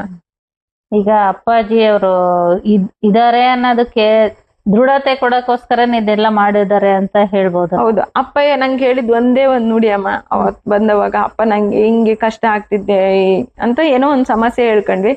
ಅವಾಗ ನೀನ್ ದೃಢವಾಗಿ ನಂಬು, ನೀ ದೃಢವಾದ್ರೆ ಎಲ್ಲಾ ನಿಂಗ್ ಸಿಗತ್ತೆ, ಎಲ್ಲ ಒಳ್ಳೇದಾಗತ್ತೆ ಅಂತ ಹೇಳಿದ್ರು. ಅದು ನಿಜನೂ ಹೌದು. ನಾವು ದೃಢವಾಗಿ ನಂಬಿದ್ರೆ, ಭಗವಂತನ ನಂಬಿದ್ರೆ ಎಲ್ಲವನ್ನೂ ಕರುಣಿಸ್ತಾರೆ ಅನ್ನೋದಪ್ಪ. ನನ್ನ ದೃಢವಾದ ನಂಬಿಕೆನೆ ನನ್ನಪ್ಪ, ಆ ದೃಢವಾದ ಭಕ್ತಿ ನಂಬಿಕೆ ಎಲ್ಲಾನು ನನ್ನಪ್ಪ ಏನೇ ಆಗಿದಾರಮ್ಮ. ಆ ಒಂದು ಮಾತೇನೆ ಈಗ ಪ್ರತಿದಿನನೂ ಆ ಒಂದು ಮಾತಿನ ಮೇಲೆ ನನ್ ಬದುಕು ನಡೀತಾ ಇದ್ದೇವಮ್ಮ. ಹೌದೌದು, ಅಷ್ಟು ಒಂದು ನಂಬಿಕೆ ಇದೆ ಅಂತ ಹೇಳ್ಬೋದು. ರೇಷ್ಮಾ ಅವ್ರೆ, ನಿಮ್ ಜೀವನದಲ್ಲಿ ಇದೇನೋ ಯಾವ್ದೋ ಒಂದು ಕಷ್ಟ ಬರುತ್ತೆ, ಏನೋ ಕೆಟ್ಟದಾಗುತ್ತೆ ಅಥವಾ ಒಳ್ಳೇದಾಗುತ್ತೆ, ಇದೆಲ್ಲ ಮುಂಚಿತವಾಗಿ ನಿಮಗೆ ತಿಳಿಸ್ಕೊಡ್ತಿದ್ರ, ಅದ್ರ ಬಗ್ಗೆ ಹೇಳ್ತೀರಾ? ಹ್ಞೂನಮ್ಮ. ಏನಂದ್ರೆ ಏನೇ ನನಗೆ ಒಳ್ಳೇದಾಗ್ಬೇಕು ಅಂದ್ರೂ ಅಪ್ಪ ಅದನ್ನೇ ಹೇಳ್ತಾರೆ. ಅಂದ್ರೆ ಅಪ್ಪ ನನ್ಗೆ ಹೆಂಗೆ ಅಂದ್ರೆ ದೃಢವಾಗಿ ನಂಬಿದ್ರೆ ಎಲ್ಲದನ್ನು ಅಪ್ಪ ಕೊಡ್ತಾರೆ ಅನ್ನೋದಕ್ಕೆ ಅದೊಂದು ಇದು ಕನಸಿನ ರೂಪದಲ್ಲಿ ಏನೇ ಒಂದ್ ಕೆಟ್ಟದಾಗ್ಲಿ ಒಳ್ಳೇದಾಗ್ಲಿ ಅಪ್ಪಯ್ಯ ಅದನ್ನ ಕೊಟ್ಟ ನೆರವೇರಿಸ್ತಾರೆ ನಂಗೆ. ಆ ಒಂದ್ಸರಿ ಏನಾಯ್ತು ಅಂದ್ರೆ ಹಿಂಗೆ ಮಗಳು ನಮ್ಗೆ ಏನೋ ಕೆಟ್ಟದಾಗತ್ತೆ ಅನ್ನೋದು ನನಗ್ ರಾತ್ರಿಯಿಂದನೇ ಶುರುವಾದ್ರೆ ಅವತ್ತು ಪೂರ್ತಿ ನನಗೆ ಏನ್ ಮಾಡೋಕ್ಕೂ ಆಗ್ಲಿಲ್ಲ. ಬರೀ ಅಳು ಏನೋ ಯಾರಿಗೂ ಏನೋ ತೊಂದ್ರೆ ಆಗತ್ತೆ. ನಾನೇನ್ ಮಾಡ್ದೆ, ಎಲ್ಲಾ ನಮ್ಮ ಮನೆಯವ್ರ ಕಡೆ ನಮ್ಮ ಮನೆಯವ್ರ ಕಡೆ ಎಲ್ಲ ತಮ್ಮ ಅಪ್ಪ ಅಮ್ಮಂಗೆ ಯಾರಿಗ ನಮ್ಮಪ್ಪ ಸ್ವಲ್ಪ ಇದು ಹೆಲ್ತ್ ಸರಿ ಇರಲ್ಲ, ಹಂಗಾಗ್ಬಿಟ್ಟು ಅವ್ರನ್ನೆಲ್ಲ ಯೋಚನೆ ಮಾಡ್ತಾ ಇದ್ದೀನಿ ನಾನು. ಅದೇನಾಯ್ತು ಅಂದ್ರೆ ಅವತ್ತು ಅಪ್ಪಯ್ಯ ನನಗೆ ಅಳಿಸ್ತಾನೆ ಇದೆ, ಮತ್ತೆ ಓಂ ಅಕಾಲ ಮೃತ್ಯು ಇದನ್ನ ಶ್ಲೋಕವನ್ನ ಹೇಳಿಸ್ತಾನೆ ಇದೆ. ಎಷ್ಟು ಹೇಳ್ತಾ ಇದ್ದೀನಿ ಅಂದ್ರೆ ಸಂಜೆವರೆಗೂ ಅದನ್ನೇ ಮನೆಯವರು ಸ್ಕೂಲಿಗೆ ಹೋದ್ ಕೂಡಲೇ ಜೋರ್ ಅಳ್ತಾ ಇದ್ದೀನಿ, ಕಿರ್ಚಿ ಅಳ್ತಾ ಇದ್ದೀನಿ. ಯಾಕೆ ಹಿಂಗೆ ಇಷ್ಟು ಸಂಕಟ ಆಗ್ತಿದ್ಯಪ್ಪ ನಂಗೆ ಗೊತ್ತಾಗ್ತಾ ಇಲ್ಲ, ನೀನೇ ಹೇಳಪ್ಪ ಅಂತ ಹೇಳಿ ಕೂತ್ಕೊಂಡು ಅಲ್ಲಿ ಅಳ್ತಾ ಇದ್ದೀನಿ. ಆ ಶ್ಲೋಕವನ್ನು ಹೇಳ್ತಾ ಇದ್ದೀನಿ. ರಾತ್ರಿ ಮಲಗಿದವಾಗ್ಲೂ ಅಪ್ಪಯ್ಯ ಆ ಶ್ಲೋಕವನ್ನು ಹೇಳ್ಸಿದೆ. ಕೊನೆಗೆ ಹಿಂಗೆ ಆಯ್ತು. ಮನೆಗೆ ಮಕ್ಳು ಬಂದ್ರು, ಸ್ಕೂಲಿಂದ ಬಂದವರು ಏನು ತಿಂಡಿ ಎಲ್ಲ ತಿನ್ಕೊಂಡು ಹೊರಗೆ ಹೋಗ್ತೀವಮ್ಮ ಆಟ ಆಡಕ್ಕೆ ಅಂತ ಅಂದ್ರು. ನಾನ್ ಹೋಗೋದ್ ಬೇಡ ಅಂತ ಅಂದೆ. ಆದ್ರೂ ನಂಗೆ ಡೌಟ್ ಇತ್ತಲ್ಲ. ಇವನ್ ಹೋದ, ಮಗ ಆಟ ಆಡ್ಲಿಕ್ಕೆ ಹೋದ. ಮಗ ಆಟ ಆಡ್ಲಿಕ್ಕೆ ಹೋದ್ ಕೂಡ್ಲೆ ಅವಳು ಹೋಗ್ತೀನಮ್ಮ ಅಂದ್ಲು. ನಾ ಬೇಡ ಮಗ್ಳೆ ಅಂತ ಹೇಳಿದೆ. ಪೂಜೆ ಟೈಮ್ ಆಗಿತ್ತು, ಬೇಡ ಅಂತ ಹೇಳಿದ್ರು ಕೇಳಿಲ್ಲ, ಅವಳು ಹೋದ್ಲು. ನಾನು ಪೂಜೆಗೆ ಹೋಗಿ ಪೂಜೆ ಮಾಡಕ್ಕಂತ ಕೂತ್ಕೊಂಡೆ. ಅಲ್ಲಿ ಹೋಗಿ ಅವಳು ಇನ್ನು ನಾನು ಪೂಜೆಗೆ ದೀಪ ಹಚ್ಚಿದೀನಿ ಅಷ್ಟ್ರೊಳಗೆ ಹೋಗಿ ಮೆಟ್ಲಿಂದ ನಮ್ ಮೇಲ್ಗಡೆ ಮನೆ ಎಲ್ಲ ಮೆಟ್ಲಿಂದ ಕೆಳಗ್ ಬಿದ್ದಾಳೆ. ಬಿದ್ದು ಕಣ್ಣ ಹತ್ರ ಇಲ್ಲಿ ಫುಲ್ ಏಟಾಗಿತ್ತು, 2 ಸ್ಟಿಚ್ ಮಾಡಿದ್ದಾರೆ. ಅದೇ ಕಣ್ಣ ಹತ್ರ ಬೀಳದೆ ಈ ಕಡೆ ಎಲ್ಲರೂ ಬಿದ್ದಿದ್ರೆ ಅವಳು ಏನಾಗ್ತಿತ್ತೋ ಗೊತ್ತಿಲ್ಲ, ಜೀವಕ್ಕೆ ತೊಂದ್ರೆ ಆಗ್ತಿತ್ತೇನೋ. ಅದನ್ನ ಅಪ್ಪ ನನಗ್ ಮೊದ್ಲೇನೆ ಕೊಟ್ಬಿಟ್ಟು ಅದನ್ನ ಎಷ್ಟು ಸರಿ ಮಗಳಿಗೂ ಅವತ್ತು ಭಸ್ಮ ಹಚ್ಬಿಟ್ಟು ಅಪ್ಪ ಹಿಂಗ್ ಭಸ್ಮ ಹಾಕಿ ಇದನ್ನೆಲ್ಲ ಮಾಡಿ ಪೂಜೆ ಮಾಡ್ತಾ ಇದ್ದೀನಿ ಮಗ ಅಂತ ಹೇಳಿ ಕಳ್ಸಿದೀನಿ. ಆದ್ರೆ ಅಷ್ಟು ನೋಡ್ರಿ ಏನೋ ದೊಡ್ಡ ಗಂಡ ಹತ್ರನ ಅಷ್ಟು ಚಿಕ್ಕದ್ರಲ್ಲಿ ನಮ್ಮ ಅಪ್ಪ ಕಳೆದ್ರು. ಹಿಂಗೆ ಏನೋ ಒಳ್ಳೇದು ಕೆಡ್ತು ಏನು ಅಂದ್ರೆ ಅಪ್ಪ ಈ ಹಂಬಲ ಮನ್ಸಲ್ಲಿ ಏನೇ ಒಂದ್ ಕೊಟ್ರೋನೋ ಅದವತ್ ಹಂಗ ನೆರವೇರತ್ತ. ಅಪ್ಪ ಹಂಗ ನೆರವೇರ್ಸೇ ಏರಿಸ್ತಾರ. ಆ ರೀತಿ ಆಗ್ತಾ ಇದೆಯಮ್ಮ ನಂಗೆ. ಈ ರೀತಿಯಾಗಿ ಅಪ್ಪ ನಿಮಗೆ ಸೂಕ್ಷ್ಮ ರೂಪದಲ್ಲೇನೆ ಈ ರೀತಿಯಾಗಿ ಎಲ್ಲ ಮುಂಚಿತವಾಗಿ ತಿಳಿಸ್ಕೊಡ್ತಾರೆ ಅಂತ ಹೇಳ್ಬೋದು. ರೇಷ್ಮಾ ಅವ್ರೆ, ನೀವೇನೋ ಕಾರ್ ಡ್ರೈವಿಂಗ್ ಕಲಿಬೇಕು ಅಂತಿದ್ರಂತೆ, ಅದ್ರ ಒಂದು ಪ್ರಸಂಗ ಹೇಳ್ರಿ. ಅದೇ ಅದು ಯಾವಾಗಂದ್ರೆ ಇದ್ರ ಟೈಮಲ್ಲೇ ಕಾರ್ತಿಕ ಸೋಮವಾರ ಟೈಮಲ್ಲೇ ಬಂದವಾಗ ಅಪ್ಪ ಏನತ್ರ ಕೇಳ್ಕೊಂಡೆ ನಾನು, ಇದನ್ನ ಮಾಡ್ಬೇಕಾ ಅಪ್ಪಯ್ಯ, ನಾನು ಕಾರ್ ಡ್ರೈವಿಂಗ್ ಕಲಿತೀನಿ ಅಪ್ಪಯ್ಯ ಅಂತ. ಆಯ್ತು ಹೋಗು ಕಲಿತೀಯಾ ಅಂತ ಅಂದ್ರು. ಲಾಸ್ಟ್ ಕಾರ್ತಿಕ ಸೋಮವಾರಕ್ಕೆ ಬಂದಿದ್ವಿ, ಅವತ್ತು ಹೋಗ್ತಾ ಕೇಳಿದ್ವಿ. ಆಯ್ತು ಹೋಗಿ ನೀ ಕಲಿತೀಯ ಹೋಗು ಅಂತ ಹೇಳ್ತಾ. ಅದೊಂದೇ ನೋಡಿ, ಕಾರ್ ತಂದು ಇಷ್ಟು ವರ್ಷ ಆದ್ರೂ ನಮ್ಮ ಮನೆಯವ್ರು ಹೇಳ್ತಾ ಇದ್ರು, ನೀ ಕಾರ್ ಕಲಿ ಬೇಕಾಗತ್ತೆ ನಿಂಗ್ ಕಲಿಯಮ್ಮ ಅಂತ ಹೇಳಿ. ಆದ್ರೂ ನನ್ ಕಲಿಯಕ್ಕೆ ಆ ಮನ್ಸೇ ಬರ್ಲಿಲ್ಲ. ಅಂದ್ರೆ ನಾನು ಹಂಗಿದ್ದೆ, ಒಂಥರ ಪೇಷಂಟ್ ತರ ಇದ್ದೆ. ಏನ್ ಮಾಡಿದ್ರು ನನಗೆ ಹೆಂಗಿದ್ದೆ ಅಂದ್ರೆ ಏನು ಇರ್ತಿರ್ಲಿಲ್ಲ, ಒಂದು ಟೈಟ್ ಪಟ್ಟೆ ಹಾಕ್ತಿರ್ಲಿಲ್ಲ, ನಾನು ಹಂಗಿದ್ದವಳಮ್ಮ. ಅಂತದ್ರಲ್ಲಿ ಕಾರ್ ಡ್ರೈವಿಂಗ್ ಹೆಂಗ್ ಕಲಿಯಕ್ಕಾಗತ್ತೆ? ಕಾರಲ್ಲಿ ಕೂತ್ರೇನೆ ತಲೆನೋವು ಬರುತ್ತೆ, ಕಾರ್ ಡ್ರೈವಿಂಗ್ ಹೆಂಗ್ ಕಲೀಲಿ ಅಂತ ಹೋಗ್ತಿರ್ಲಿಲ್ಲ. ಆಯ್ತಪ್ಪ ಏನ್ ಕೇಳಿನಿ, ನಾನು ಇವತ್ತು ಕಾರ್ ಡ್ರೈವಿಂಗ್ ಕಲಿಬೇಕು ಅಂತ ಅನ್ಕೊಂಡ್ವಿ. ಅವತ್ತು ಕಾರ್ ಡ್ರೈವಿಂಗ್ ಕಲಿಬೇಕು ಅಂತಾನು ಹೋಗ್ಲಿಲ್ಲ, ಸುಮ್ನೆ ಪೇಟೆ ಹೋಗಿದ್ವಿ. ಅಲ್ಲಿ ಹೋದ್ವಿ, ಅಲ್ಲೊಂದ್ ಡ್ರೈವಿಂಗ್ ಕ್ಲಾಸ್ ಕಾಣ್ತು. ಅಲ್ಲಿ ಹೋಗಿ ಕಾರ್ ಡ್ರೈವಿಂಗ್ ನೋಡೋಣ ಕಲಿತೀಯ ಅಪ್ಪಯ್ಯನ ಹತ್ರ ಕೇಳಕ್ಕೆ ಬಂದಿಯಲ್ಲ ಅಂದ್ರೆ ಮನೆಯವರು. ಆಯ್ತು ಹೋಗೋಣ ಅಂದೆ. ಫಸ್ಟ್ ದಿನನೇ ಆ ಕಾರ್ ಡ್ರೈವಿಂಗ್ ಕಲಿಯುವಾಗ ಫಸ್ಟ್ ದಿನ ನಾನ್ ಗಾಡಿ ಹತ್ತು ಕೂತಿನ್ ಬಿಟ್ರೆ ಅದ್ರ ಬಗ್ಗೆ ಏನು ಗೊತ್ತಿಲ್ಲ. ಅವ್ರ ಪಕ್ಕದಲ್ಲಿ ಕೂತಿರ್ತಾರೆ ನಿಜ, ಆದ್ರೂ ಗಾಡಿ ಓಡ್ಸಕ್ಕೆ ಧೈರ್ಯ ಬೇಕಲ್ಲ, ಎಲ್ಲಿಂದ ಬಂತ ಧೈರ್ಯ? ಅದನ್ನ ಇಡೀ ಸಿಟಿ ಒಳಗೆ ಕರ್ಕೊಂಡು, ಸಿಟಿ ಒಳಗೆ ನನಗೆ ಕಾರ್ ಕೊಟ್ಟಿದ್ದಾರೆ, ಅವ್ರ ಹತ್ರ ಕ್ಲಚ್ ಬ್ರೇಕ್ ಇರತ್ತೆ ನಿಜ, ಆದ್ರೂ ಗಾಡಿ ಓಡಿಸ್ಬೇಕಲ್ವಾ, ನನ್ ಕೈಲಿರತ್ತೆ, ಎಲ್ಲ ತಿರ್ಸ್ಬೇಕಲ್ಲ. ಅದನ್ನ ಅಪ್ಪ ಅವತ್ ಹೆಂಗೆ ನೆರವೇರಿಸಿದ್ರ ಅದನ್ನ ಆಯ್ತಾ. ಆಮೇಲೆ ಗಾಡಿ ಸೇರ್ಕೊಂಡೆ ಡ್ರೈವಿಂಗ್ ಕ್ಲಾಸಿಗೆ. ಫಸ್ಟ್ ದಿನ ಗಾಡಿ ಡ್ರೈವಿಂಗ್ ಅಪ್ಪಯ್ಯನ ಹತ್ರ ಕೇಳ್ಕೊಂಡು ಬಂದೆ, ಅಪ್ಪಯ್ಯ ನಂಗೆ ಕಲಿಯಕ್ ಆಗಲ್ಲ, ನೀನೇ ನನ್ನೊಳಗಿದ್ ಕಲ್ಸ್ಬೇಕು, ನನ್ ಜೊತೆಗ್ ನೀನೇ ಬರ್ಬೇಕಪ್ಪ, ನೀನೇ ಕಲ್ಸ್ಬೇಕು ಅಂತ ಕೇಳ್ಕೊಂಡು ಹೋದೆ. ಅಲ್ಲೇನಾಯ್ತು, ಅವರು ಕಾರ್ ಡ್ರೈವಿಂಗ್ ಕಲ್ಸೋರು ಫಸ್ಟ್ ದಿನ ಅವ್ರ ಜೊತೆಗೆ ಏನು ಮಾತಾಡ್ಲಿಲ್ಲ. ನಂಗೆ ಭಯ, ಗಂಡಸ್ರ ಜೊತೆಗೆ ಯಾರು ಇರ್ತಿರ್ಲಿಲ್ಲ. ಮನೆಗೆ ಕರ್ಕೊಂಡ್, ನನ್ಗೇನು ಗಾಡಿ ಹೊಡಿಯಕ್ಕೂ 2 ವೀಲರ್ ಹೊಡಿಯಕ್ಕೂ ಬರಲ್ಲ. ಅವ್ರು ಕರ್ಕೊಂಡ್ ಬರ್ಬೇಕಲ್ಲ, ಗಂಡಸ್ರು ಕಲಿಯೋದು ನಂಗ್ ಭಯ. ಆಯ್ತಾ, ಆದ್ರೂ ಅಪ್ಪಯ್ಯ ಇದಾರೆ ನನ್ ಜೊತೆಗೆ ಅನ್ನೋದು. ಫಸ್ಟ್ ದಿನ ಸುಮ್ನೆ ಹಂಗೆ ಗಾಡಿ ಹೆಂಗೆ ಅಪ್ಪ ನನ್ ಜೊತೆಗಿದ್ದಾರೆ ಅನ್ಕೊಂಡು ಓಡ್ಸಿದೆ. ಕೊನೆಗೆ 2ನೇ ದಿನ ಅವರು ನನ್ನ ಸ್ಟೇಟಸ್ ಅನ್ನ 3 ದಿನದವರೆಗೂ ಅವ್ರಿಗೆ ನನ್ ಫೋನ್ ನಂಬರೇ ಕೊಡ್ಲಿಲ್ಲ. ನಮ್ಮ ಮನೆಯವ್ರ ಮೂಲಕನೇ ನಾನು ಕರ್ಸ್ಕೊಳ್ಳೋದು ಮಾಡೋದು ಮಾಡ್ತಿದ್ದೆ. ಇವಾಗಿನ ವಾತಾವರಣ ಹಂಗಿದೆಯಲ್ಲ ಅಂತೇಳಿ ಕೊನೆಗೆ 3ನೇ ದಿನಕ್ಕೆ ನಾನು ಫೋನ್ ನಂಬರ್, ಇವ್ರದ್ದು ಆಫೀಸಲ್ಲಿ ಇರ್ತಾರೆ, ಅವ್ರಿಗೆ ತೊಂದ್ರೆ ಕೊಡೋದ್ ಬೇಡ ಅಂತ ಹೇಳ್ಬಿಟ್ಟು ನಾನ್ ನಂಬರ್ ಕೊಟ್ಟೆ. ಅಂದ್ರೆ ಅಪ್ಪಯ್ಯನೇ ಕೊಡ್ಸಿದ್ದು ಅದನ್ನು ನೋಡ್ರಲ್ಲಿ. ಕೊನೆಗೆ ಅವ್ರು ಕೊಟ್ಮೇಲೆ ಅಪ್ಪಯ್ಯನ್, ನಾನು ಯಾವಾಗ್ಲೂ ಅಪ್ಪಯ್ಯನ ಸ್ಟೇಟಸ್ ಹಾಕ್ತೀನಲ್ಲ, ಅವ್ರ ಅಪ್ಪಯ್ಯನ ಸ್ಟೇಟಸ್ ಹಾಕೊಂಡ್ಬಿಟ್ಟು ಹಾಕಿದ್ದನ್ನೇ ಕೇಳಿದ್ರು. ಅವ್ರ ಹೆಸರು ಏನು, ಶ್ರೀಧರ ಅಂತ. ಗಾಡಿ ಅವರು ಶ್ರೀಧರ ಸ್ವಾಮಿಗಳು ಭಕ್ತರು. ಅಪ್ಪ ನೋಡ್ರಿ ಅಲ್ಲಿನೂ ತನ್ನ ಭಕ್ತರು, ಅವ್ರ ಭಕ್ತರನ್ನೇ, ಗುರುವಿನ ಭಕ್ತರನ್ನೇ ನನಗೆ ತಾನೇ ಬಂದಿದ್ದಾರೆ ಕಲ್ಸಕ್ಕೆ. ಅಲ್ಲಿ ಹಿಂಗೆ ಪ್ರತಿ ದಿನನೂ ಕಾರ್ ಕಲಿಯುವಾಗ, ಡ್ರೈವಿಂಗ್ ಕಲಿಯುವಾಗ ಗಾಡಿ ಹತ್ತಿದೆ ಅಂದ ಕೂಡ್ಲೇನೆ ಅವರು ಸ್ಟೇಟಸ್ ನೋಡ್ಬಿಟ್ಟು ಯಾರೋ ಗುರುಗಳ ಫೋಟೋ ಹಾಕ್ತಿರಲ್ಲ ಯಾರು ಅಂತ ಕೇಳಿದ್ರು. ಆಮೇಲೆ ಹಿಂಗೆ ಅಪ್ಪನ ಬಗ್ಗೆ ಎಲ್ಲ ಹೇಳ್ದೆ, ಹಿಂಗೆ ದೊಡ್ಡೇರಿ ಚಳ್ಳಕೆರೆ ಅಂತ ದತ್ತವಧೂಷ, ಅವ್ರಿಗೆ ಅಪ್ಪ ಅಂತ ಕರೀತಾರೆ ಎಲ್ರು ಅಂತ ಹೇಳಿ ಅಪ್ಪನ ಬಗ್ಗೆ ಎಲ್ಲ ಹೇಳ್ದೆ. ನೀವು ಹಿಂಗ ಅಪ್ಪಂದು ಯೂಟ್ಯೂಬ್ ಅಲ್ಲೆಲ್ಲ ನೋಡಿ ಅಂತೇಳಿ ಅವ್ರಿಗೆ ಹೇಳ್ದೆ. ಅವ್ರ ಹಿಂಗ ಏನಾಯ್ತು ಅಂದ್ರೆ ಪ್ರತಿ ಕಾರ್ ಡ್ರೈವಿಂಗ್ ಹೋದವಾಗ ನಮ್ದೇ ಸತ್ಸಂಗ ಹೋಗು ನನ್ ಮನೆಗ್ ಬಿಡೋವರೆಗೂ ಅವ್ರದ್ದೇ, ನಮ್ಮಿಬ್ರದ್ದೇ ಸತ್ಸಂಗನೇ ನಡೀತಾ ಇತ್ತು. ಅಪ್ಪ ನೋಡ್ರಿ ಹೆಂಗೆ ಬೇರೆಯವ್ರು ಸಿಕ್ಕಿದ್ರೆ ಅದು ನಡೀತಿರ್ಲಿಲ್ಲ, ಅವ್ರ ಭಕ್ತರನ್ನೇ ಕೊಟ್ಬಿಟ್ಟು ನಮಗ್ ಸತ್ಸಂಗ ಮಾಡಿದ್ರು. ಕೊನೆಗೆ ನಾವು ಹಿಂಗೆ ದತ್ತ ಜಯಂತಿ ಇತ್ತು, ಶಿವಮೊಗ್ಗ ಬಂದ್ವಿ. ಶಿವಮೊಗ್ಗ ಬಂದವಾಗ ಅವತ್ತಿನ ದಿನ ನಾ ಅವರು ಡ್ರೈವಿಂಗಿಗೆ ಹೊರಟಿದ್ರಂತೆ, ಡ್ರೈವಿಂಗ್ ಕಲ್ಸರ್. ಅಪ್ಪ ನೋಡ್ರಿ ನಂಬಿದ್ರ, ಅವ್ರ ಬಗ್ಗೆ ಕೇಳಿದವ್ರನ್ನು ಹೆಂಗೆ ಕಾಪಾಡ್ತಾರಪ್ಪ ಅನ್ನೋದಕ್ಕೆ. ಅವರು ಶ್ರೀಧರ್ ಅವರು ಬೇರೆಯವ್ರಿಗೆ ಡ್ರೈವಿಂಗ್ ಕಲ್ಸಕ್ ಹೋಗ್ತಾ ಇದ್ರಂತೆ. ಅಲ್ಲೇನಾಗಿದೆ ಒಂದ್ ಪಿಕಪ್ ಗಾಡಿ ಎದುರುಗಡೆ ಬಂತಂತೆ. ಎದುರುಗಡೆ ಬಂದ್ಬಿಟ್ಟು ಇವ್ರಿಗೆ ಒಂದ್ ಸ್ವಲ್ಪ ಇದ್ರಲ್ಲೇನೆ ಆ ಗಾಡಿ ಇವ್ರಿಗೆ ಡಿಕ್ಕಿ ಆಗ್ಬೇಕಂತೆ. ಅವನೇನ್ ಮಾಡಿದಾನೆ, ಅಪ್ಪ ಅಂತ ಅಪ್ಪ ನನ್ ಕಾಪಾಡಪ್ಪ ಅಂತ ಕೇಳ್ಕೊಂಡ್ರಂತೆ. ಅದು ಇವ್ರ ಕಣ್ ಮುಚ್ಕೊಂಡ್ ಬಿಡೋರ್ಗೆ ಆ ಗಾಡಿ ಹೋಗಿ ಕೆಳಗ್ ಬಿದ್ದಿದ್ಯಂತೆ, ಇವ್ರ ಗಾಡಿ ಈ ಕಡೆ ಆಗಿದೆಯಂತೆ. ಕೊನೆಗೆ ಬೆಳಗ್ಗೆ ನಾವು ಡ್ರೈವಿಂಗ್ ಕ್ಲಾಸಿಗೆ ಹೋದವಾಗ ಹೇಳಿದ್ರು ಅವ್ರು, ಹಿಂಗಾಯ್ತಮ್ಮ ಅಂತೇಳಿ. ಅವಾಗ ಹೇಳಿ, ನಿಮ್ಮ ಅಪ್ಪ ನನ್ ಕಾಪಾಡಿದ್ರಮ್ಮ ಅಂತ ಹೇಳಿದ್ರು. ಅಯ್ಯೋ, ಅಪ್ಪ ನಂಬಿದ್ದ ಭಕ್ತರನ್ನ ಹೆಂಗೆ ಕಾಪಾಡ್ತಾರೆ ಅಂತ ನೋಡ್ರಮ್ಮ. ಬರೇ ಅವ್ರನ್ನಷ್ಟೇ ಅಲ್ಲ, ಅವ್ರ ಸುತ್ತಮುತ್ತಲು ಅಲ್ಲ, ಅವ್ರ ಬಗ್ಗೆ ಅಪ್ಪಯ್ಯನ ಹತ್ರ ಬಂದಿಲ್ಲ, ಏನು ಮಾಡಿಲ್ಲ, ಕೇಳ್ಕೊಂಡಿದ್ದಷ್ಟೇ ಅವರು. ಆಮೇಲೆ ಮತ್ತೊಂದಿನ ಅವ್ರೇನೋ ಟ್ರಿಪ್ ಹೋಗಿದ್ರಂತೆ, ಮಂಗ್ಳೂರ್ ಟ್ರಿಪ್ ಹೋಗಿದ್ರಂತೆ. ನೈಟ್ ಬರ್ತಾ ಅವ್ರಿಗೆ ನಿದ್ದೆ ಫ್ಯಾಮಿಲಿ ಎಲ್ಲ ಸೇರ್ ಹೋಗಿದ್ರಂತೆ. ನೈಟ್ 3 ಗಂಟೆ ಆಯ್ತಂತೆ. ನಿದ್ದೆ ಜೋಂಪಲ್ಲಿ ಅವರು ಗಾಡಿನ ಗುಂಡಿ ಹಾರಿಸ್ಬಿಟ್ಟಿದಾರಂತೆ. ಅದು ರೇಡಿಯೇಟರ್ ಇದು ಕಟ್ಟಾಗ್ಬಿಟ್ಟಿದೆ. ಅವರಿಗೆ ಏನ್ ಅರ್ಧ ಗಂಟೆ ಆದ್ರೂ ಏನಾಗಿದೆ ಗಾಡಿಲಿ ಅಂತ ಗೊತ್ತಾಗಿಲ್ಲ. ಆಮೇಲೆ ಇವ್ರು ಸುಮ್ನೆ ಕುತ್ಕೊಂಡು, ಮಕ್ಳು ಪಾಪ ಕರ್ಕೊಂಡು ಕತ್ಲು ಪ್ರದೇಶದಲ್ಲಿ ಕೂತ್ಕೋಬೇಕಲ್ಲ, ಅವ್ರು ಯೋಚನೆ ಮಾಡ್ತಾ ಕುತ್ಕೊಂಡ್ರಂತೆ. ಹಿಂಗೆ ಏನ್ ಮಾಡೋದು, ಹಿಂಗ್ ಗಾಡಿ ಹಿಂಗಾಗೈತಲ್ಲ, ಏನಾಗೈತಿ ಅಂತಾನು ಗೊತ್ತಾಗ್ತಿಲ್ಲ ಅಂತ. ಅವಾಗ ಇವ್ರು ಅಪ್ಪ ನೆನ್ಸ್ಕೊಂಡು, ಅಪ್ಪ ನೀನೇ ಕಾಪಾಡಪ್ಪ, ನೀನು ಅವ್ರು ಅಷ್ಟು ಜನರನ್ನೆಲ್ಲ ಕಾಪಾಡಿಯ, ನೀನೇ ಕಾಪಾಡಪ್ಪ, ಏನಾಗಿದೆ ಅಂತ ಅವ್ರು ಹೋಗಿ ಬ್ಯಾಟ್ರಿ ಹಿಡ್ಕೊಂಡು ಇದನ್ನ ಗಾಡಿ ಚೆಕ್ ಮಾಡಿದ್ರೆ ಅಲ್ಲೇನಾಗಿದೆ, ಗಾಡಿದ ರೇಡಿಯೇಟರ್ ಇದು ಎಲ್ಲ ಕಟ್ ಆಗ್ಬಿಟ್ಟು ನೀರೆಲ್ಲ ಫುಲ್ ಲೀಕ್ ಆಗಿ ಅದು ಗಾಡಿ ಫುಲ್ ಹೀಟ್ ಆಗಿದೆ ಅಂತೆ. ಒಂದ್ ಸ್ವಲ್ಪ ದೂರ ಬಂದಿದ್ರೆ ಬೆಂಕಿ ಹತ್ಕೊಳ್ತಿತ್ತಂತೆ ಗಾಡಿ. ಆ ತರ ಅಲ್ಲಿಗೆ ನಿಲ್ಸಿದೆ. ಅದು ನೋಡ್ರಿ, ಅದು ಎಲ್ಲಿ ನಿಂತಿದ್ಯಂತೆ, ಔದುಂಬರ ವೃಕ್ಷದ ಹತ್ರ ನಿಂತಿದ್ಯಂತ ಆ ಗಾಡಿ. ನೋಡ್ರಿ, ಇದಕ್ಕಿನ್ನ ಸಾಕ್ಷಿ ಇನ್ನ ದೃಢ ಆಗಕ್ಕೆ ಇನ್ನೇನ್ ಬೇಕು. ಅವರು ಕೊನೆಗೆ ಆಮೇಲೆ ಯಾರೋ ಒಬ್ರು ಹಿಂಗೆ ಯಾವ ಗಾಡಿನೂ 1.5 ಗಂಟೆ ಆದ್ರೂ ಯಾವ ಗಾಡಿನೂ ಬರ್ಲಿಲ್ಲಂತೆ. ಯಾರೋ ಒಬ್ಬ ಬಾಳೆಕಾಯಿ ಇದ್ರದ್ದು ಗಾಡಿ ಬಂದು ಅವ್ರು ಕೊನೆಗೆ ಇವ್ರಿಗೆ ನೀರ್ ಕೊಟ್ಟು, ಅಂದ್ರೆ ಅಲ್ಲೂನು ಅಪ್ಪನೇ, ಅವ್ರ ರೂಪದಲ್ಲೂ ಅಪ್ಪನೇ ಬಂದ್ಯಾರ ನೋಡ್ರಿ. ಅವ್ರು ನೀರ್ ಕೊಟ್ಬಿಟ್ಟು ಹೋದ್ರಂತೆ.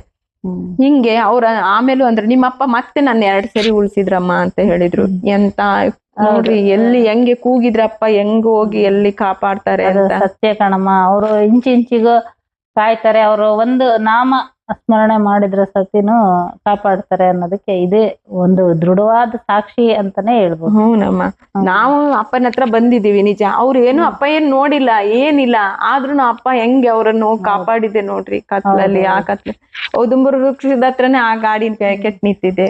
ಹೌದು, ಅಪ್ಪನ ಒಂದು ಮಹಿಮೆನೆ ಒಂದು ಅಸದಳವಾಗಿರ್ತಕ್ಕಂಥದ್ದು ಅಂತ ಹೇಳ್ಬೋದು. ಅವ್ರದ್ದು ಅರಿಯಲು ಅಸದಳವಾದವಗೆ ಅಂತಾನೆ ಇದೆಯಲ್ಲ. ಹೌದು. ಈಗ ರೇಷ್ಮಾ ಅವರೇ, ನೀವು ದಿನನಿತ್ಯ ಮನೆಯಲ್ಲಿ ಯಾವ ರೀತಿ ಕಾಲವನ್ನ ಕಳಿತೀರಾ, ಇದೆಲ್ಲ ತಿಳಿಸ್ಕೊಡ್ತೀರಾ? ದಿನನಿತ್ಯ ಅಂದ್ರೆ ಬೆಳಗ್ಗೆ ನನಗೆ ಅಪ್ಪ ಅಂದ್ರೆ ಭಗವಂತ ಎಂದು ಅಪ್ಪ ನಂಗೆ ಸಿಕ್ಕಿದಾರೋ ಅವಾಗಿಂದ ಒಂದ್ ಸ್ವಲ್ಪ ನನಗೆ ಅಪ್ಪ ಬ್ರಾಹ್ಮಿ ಮುಹೂರ್ತದ ಟೈಮಲ್ಲೇ ಎಪ್ಸೋದ್ ಜಾಸ್ತಿ. ಅಪ್ಪ ಹೆಂಗ್ ಮಲಗ್ತೀನಿ, ಅಪ್ಪಯ್ಯ ನೀನ್ ನಂಗೆ ಇಷ್ಟೊತ್ತಿಗೆ ಎಬ್ಸಪ್ಪಯ್ಯ ಅಂತ ಹೇಳಿದ್ರೆ ಅಪ್ಪ ಆ ಟೈಮಲ್ಲಿ ಎಬ್ಬಿಸ್ತಾರೆ. ನಾನು ಎದ್ದು ಬಂದು ಅವಾಗಿಂದ ಶುರು ಆಗತ್ತೆ ಪೂಜೆ. ನಂಗೆ ಪೂಜೆನೇ ಮಾಡಿಲ್ದೇ ಇರೋಳ್ನ ಈಗ 2-3 ತಾಸು ಅಪ್ಪಯ್ಯ ಪೂಜೆ ಮಾಡ್ಸತ್ತೆ, ಪಾರಾಯಣ ಮಾಡ್ಸತ್ತೆ ಬುಕ್ಕನ್ನ ದಿನ. ಈ ಗುರುಗೀತನ ಅಪ್ಪಯ್ಯ ಡೈಲಿ 2 ಅಧ್ಯಾಯಗಳನ್ನ ಪಾರಾಯಣ ಮಾಡ್ತೀನಿ. ಶ್ರೀಪಾದ ವಲ್ಲಭರ ಚರಿತ್ರೆಯನ್ನ ಅದು ಮೊನ್ನೆನು ನೋಡ್ರಿ, ಅದು ಪಾರಾಯಣ ಬೇಡ ಅಂತ ನಿಲ್ಸಿದ್ದೆ, ನೋಡೋಣ ಅಂತ ಹೇಳ್ಬಿಟ್ಟು ಆ ಪಾರಾಯಣ ಮಾಡಿಸ್ಬಿಟ್ಟು ನಮಗೆ 3 ತಿಂಗಳಲ್ಲಿ ಅಪ್ಪಯ್ಯ ಒಂದ್ ಸಂಕಲ್ಪ ಮಾಡ್ಕೊಂಡಿದ್ವಿ, ನಮ್ಮ ಆರ್ಥಿಕ ಸಮಸ್ಯೆ ಬಗೆಹರಿಬೇಕು ಅಂತ ಹೇಳಿ. 3 ತಿಂಗಳಲ್ಲಿ, ಈ 9 ವರ್ಷದಲ್ಲಿ ನಾವು ನಮ್ದು ಸಾಲ ತೀರದೆ ಇರೋದು. ಈ 3 ತಿಂಗಳಲ್ಲಿ ಯಾರು ಸಾಲ ತೀರ್ಸಿದ್ರು? ಯಾರು 1 ರೂಪಾಯಿ ಬೇರೆ ಯಾರು ನೆರವು ಕೊಟ್ಟಿಲ್ಲ. ನನ್ನ ಅಪ್ಪಯ್ಯ ಹೆಂಗ್ ಕೊಟ್ರು ನಮಗೆ ಗೊತ್ತಿಲ್ಲ ಅಮ್ಮ. ಆ ರೀತಿ ಸಾಲವನ್ನು ನಮ್ಮಪ್ಪ ಅಂದ್ರೆ ಆರ್ಥಿಕವಾಗಿ ನಮ್ಗೆ ಶಕ್ತಿಯನ್ನು ಕೊಡ್ತಾ ಇದಾರೆ ನಮ್ಮಪ್ಪ. ರೇಷ್ಮಾ ಅವರೇ, ಈಗ ನೀವು ಪಾರಾಯಣ ಎಲ್ಲ ಪೂಜೆ 2-3 ಗಂಟೆ ಮಾಡ್ತೀರಾ, ಎಲ್ಲ ಪಾರಾಯಣ ಅದೇ ಟೈಮಲ್ಲಿ ಮಾಡ್ತೀರಾ. ಮತ್ತೆ ನಿಮ್ಗೆ ಮಕ್ಳಿದ್ದಾರೆ ಅಂತ ಹೇಳಿದ್ರೆ ಅವ್ರನ್ನ ಎಲ್ಲ ಸ್ಕೂಲಿಗೆ ಕಳ್ಸಿದ್ಮೇಲೆ ನಿಮ್ಗೆ ನಿಮ್ಮ ಕೆಲಸಗಳು ಏನು? ಮನೆ ಕೆಲಸ ಏನಿದೆಯೋ ಅದೆಲ್ಲ ಕೆಲಸ ಮುಗಿಸ್ಕೊಳ್ತೀನಿ. ಆಮೇಲೆ ಏನಾಗುತ್ತೆ, ಮೊದ್ಲೆಲ್ಲ ಟಿವಿ ಅದೆಲ್ಲ ನೋಡ್ತಿದ್ವಿ, ಈಗ ಅದ್ ಯಾವ್ದು ಇಲ್ಲ. ಅಪ್ಪಯ್ಯನ ಬಗ್ಗೆ ಒಂದೇ, ಅಪ್ಪಯ್ಯನ್ ನೋಡ್ಬೇಕು, ಅಪ್ಪಯ್ಯನ್ ಇದನ್ ಕೇಳ್ಬೇಕು, ಬುಕ್ ಓದ್ಬೇಕು ಅಂದ್ರೆ ಬುಕ್ಕನ್ನು ಓದ್ತೀನಿ. ಅಪ್ಪಯ್ಯನ್ಗೋಸ್ಕರ ಏನ್ ಮಾಡ್ಬೇಕು ಅದೆಲ್ಲವನ್ನ ಅವರೇ ಮಾಡ್ಸ್ಕೊತಾರೆ, ನಾವು ಮಾಡಕ್ ಸಾಧ್ಯ ಇಲ್ಲ. ನಮ್ಮೊಳಗ್ ಅವ್ರಿದ್ದು ಅದೆಲ್ಲವನ್ನು ಮಾಡ್ಸ್ಕೊಳ್ತಾ ಹೋಗ್ತಾರೆ. ಅವ್ರ ಭಜನೆಗಳನ್ನ ಕೇಳ್ತೀನಿ, ಅವ್ರ ಬುಕ್ ಗಳನ್ನು ಓದ್ಬೇಕು ಅಂತ ಅನ್ಸಿದೆ ಬುಕ್ ಅನ್ನು ಓದ್ತೀನಿ. ಯೂಟ್ಯೂಬ್ ಹೆಚ್ಚಾಗಿ ಅವ್ರ ಭಜನೆಗಳನ್ನೇ ನಾನು ಹಾಕೊಂಡೆ. ನಾನು ಏನೇ ಪ್ರತಿದಿನದ ಬದುಕನ್ನು ಕೆಲಸ ಮಾಡ್ಬೇಕು ಅಂದ್ರು ಅಪ್ಪನನ್ನು ವಾಣಿಗಳು ಇದಾವಲ್ಲ ಅವುಗಳನ್ನ ಕೇಳ್ತೀನಿ. ಅವ್ರು ಇದನ್ನ ಕೇಳ್ತಾ ಹಿಂಗೆ ಅಮ್ಮ ಇರ್ತೀರ ದಿನನಿತ್ಯ ಪ್ರಾರಂಭ ಆಗೋದು ಅವರಿಂದನೇ, ರಾತ್ರಿ ಮುಗಿಯೋದು ಅವರಿಂದನೇ. ಅಪ್ಪ ಹಿಂಗೆ ಹೇಳ್ಬಿಟ್ಟೆ ಮಲಗೋದು. ಮತ್ತೆ ನೀವ್ ಕೆಲವು ಹಾಡುಗಳನ್ನು ನೀವು ಒಂದು ಬರಿ ಅಂತ ಹವ್ಯಾಸ ಇಟ್ಕೊಂಡಿದ್ದೀರಾ? ಅಪ್ಪ ಹೆಂಗಾಯ್ತು ಅಂದ್ರೆ ಒಂದ್ಸರಿ ಹಿಂಗೆ ಕುತ್ಕೊಂಡಿದ್ವಿ. ಅಮ್ಮ ಅಪ್ಪಂಗೋಸ್ಕರ, ನನ್ ಮಗ ಇದ್ದವನು, ಅಮ್ಮ ಅಪ್ಪಂಗೋಸ್ಕರ ಹಾಡ್ ಬರಿಯನಮ್ಮ ಅಂದ. ಅವನೇ ಒಂದ್ ಲೈನ್ ಫಸ್ಟ್ ಸ್ಟಾರ್ಟಿಂಗ್ ನನ್ ಮಗನೇ ಮಾಡ್ಕೊಟ್ಟ. ಆಮೇಲಿಂದ ಹಿಂಗೆ ಬಾರೋ ಬಾರೋ ನನ್ನ ಅಪ್ಪ ಬಾರೋ ಅಂತ ಒಂದ್ ಹಾಡ್ ಬರ್ದೆ. ಹಿಂಗೆ ಬರಿತಾ ಹೋದೆ. ಅಪ್ಪಂಗ್ ತಂದ್ಕೊಟ್ಟೆ, ಒಂದ್ಸರಿ ಹಾಡನ್ ತಂದ್ಕೊಟ್ಟೆ. ಅಪ್ಪ ಹೆಂಗೆ ನಮಿಸುವೆ ಗುರುದೇವಗೆ, ಆಮೇಲೆ ನೀನಿತ್ತ ಈ ದೇಹ ನಿನ್ನ ಸೇವೆಗೆ ಅರ್ಪಿತ ಅಂತ ಹೇಳ್ಬಿಟ್ಟು ಅವು ಹಾಡ್ ಬರ್ದೆ. ನಿನ್ನ ಸೇವೆ ಸೌಭಾಗ್ಯ ಕರುಣಿಸು ಶ್ರೀ ಗುರುವೆ ಮಲ್ಲೇಶ ಅಂತ. ಅದನ್ನ ಹಾಡ್ ತಂದು ಅಪ್ಪ ಹಿಂಗ್ ಕೊಟ್ಟೆ. ಅದೇನಾಯ್ತು, ಅಪ್ಪಯ್ಯ ಹಾಡ್ ಹೇಳು ಅಂತ ಹೇಳಂದ್ರು. ನಂಗೆ ಅಪ್ಪಯ್ಯ ಹಾಡ್ ಹೇಳು ಅಂದ್ರಲ್ಲ, ಅಪ್ಪ ನೋಡಿದ ಕೂಡ್ಲೆ ಏನ್ ಮಾತಾಡ್ಬೇಕು ಅಂತ ಗೊತ್ತಾಗಿಲ್ಲ. ಅವಳು ಅಪ್ಪನ, ಯಾಕಂದ್ರೆ ಬರೋದೇ ತುಂಬಾ ದಿನಕ್ಕೊಂದ್ಸರಿ ಬರ್ತೀವಿ, ಜರ್ನಿನೇ ತುಂಬಾ ಆಗಿರತ್ತೆ. ಆ ಬಂದ್ 2 ತಾಸಲ್ಲಿ ಮತ್ತೆ ಇಲ್ಲಿದ್ದು ಅಪ್ಪಯ್ಯನ ಹತ್ರ ಒಂದ್ ಸ್ವಲ್ಪ ಹೊತ್ತು ನೋಡೋಗ್ಬೇಕಲ್ಲ ಅಂತ ದುಃಖ ಆಗಿರತ್ತೆ. ಅಪ್ಪಯ್ಯ ನಮ್ ಜೊತೆ ಮನೇಲಿ ಇದಾರೆ ಅಂತ ಗೊತ್ತಿದೆ, ಆದ್ರೂ ನಡೆದಾಡೋ ಭಗವಂತ ಇಲ್ಲೇ ಐತಲ್ಲ, ಅವ್ರ ಜೊತೆಗೆ ಇರಾಕ ಆಗ್ತಾ ಇಲ್ಲಲ್ಲ ಅಂತ ದುಃಖ ಆಗಿ ಅಪ್ಪಯ್ಯ ನೋಡಿ ಅಳ್ತಾ. ಅಪ್ಪಯ್ಯ ಹೇಳ್ತಾ ಐತೆ ಹಾಡ್ ಹೇಳು ಅಂತ, ನಂಗೆ ಹೇಳಕ್ಕೆ ಬಾಯೇ ಬರ್ತಾ ಇಲ್ಲ, ಧ್ವನಿ ಎತ್ತಿ ಹೇಳ್ಬೇಕು ಅಂದ್ರೆ ಆಗ್ತಾ ಇಲ್ಲ. ಕೊನೆಗೆ ಅಪ್ಪಯ್ಯ ಏನೋ ಒಂದ್ ಹೇಳಿ ಹಂಗೆ ಸುಮ್ನೆ ಹೋದೆ. ನಮ್ಮ ಮನೆಯವ್ರು ಇದ್ದರು, ಅಪ್ಪಯ್ಯ ಹಾಡ್ ಹೇಳು ಅಂದ್ರೆ ಯಾಕೆ ಹೇಳಿಲ್ಲ ಅಂತ ಬೈದ್ರು. ಆಮೇಲೆ ಅಯ್ಯೋ ಹೋದಲ್ಲ ಅಪ್ಪ ಹಾಡ್ ಹೇಳು ಅಂದ್ರೆ ನಾನ್ ಯಾಕೆ ಹೇಳಿಲ್ಲ, ನನ್ ಮೈಂಡ್ ಬ್ಲಾಂಕ್ ಆಗಿ ಹೋಗಿತ್ತು ಹಂಗೆ.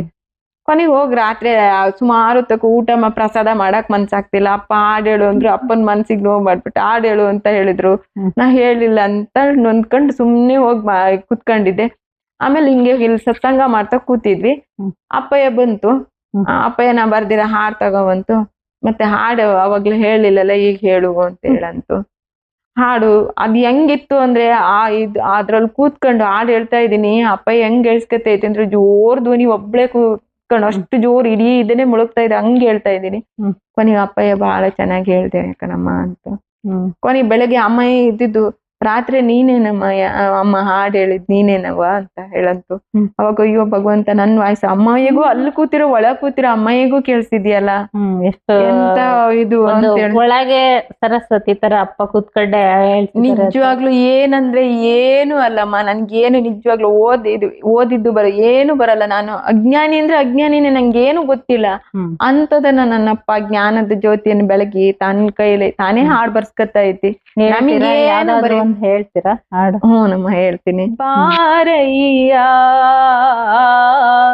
ನನ್ನಯ ಗುರುವೇ ಮಲ್ಲಯ್ಯ, ಬಾರಯ್ಯ ನನ್ನಯ ಗುರುವೇ ಮಲ್ಲಯ್ಯ, ಕೂಗಿ ಕೂಗಿ ಕರೆಯುತ್ತಲಿರುವೆ,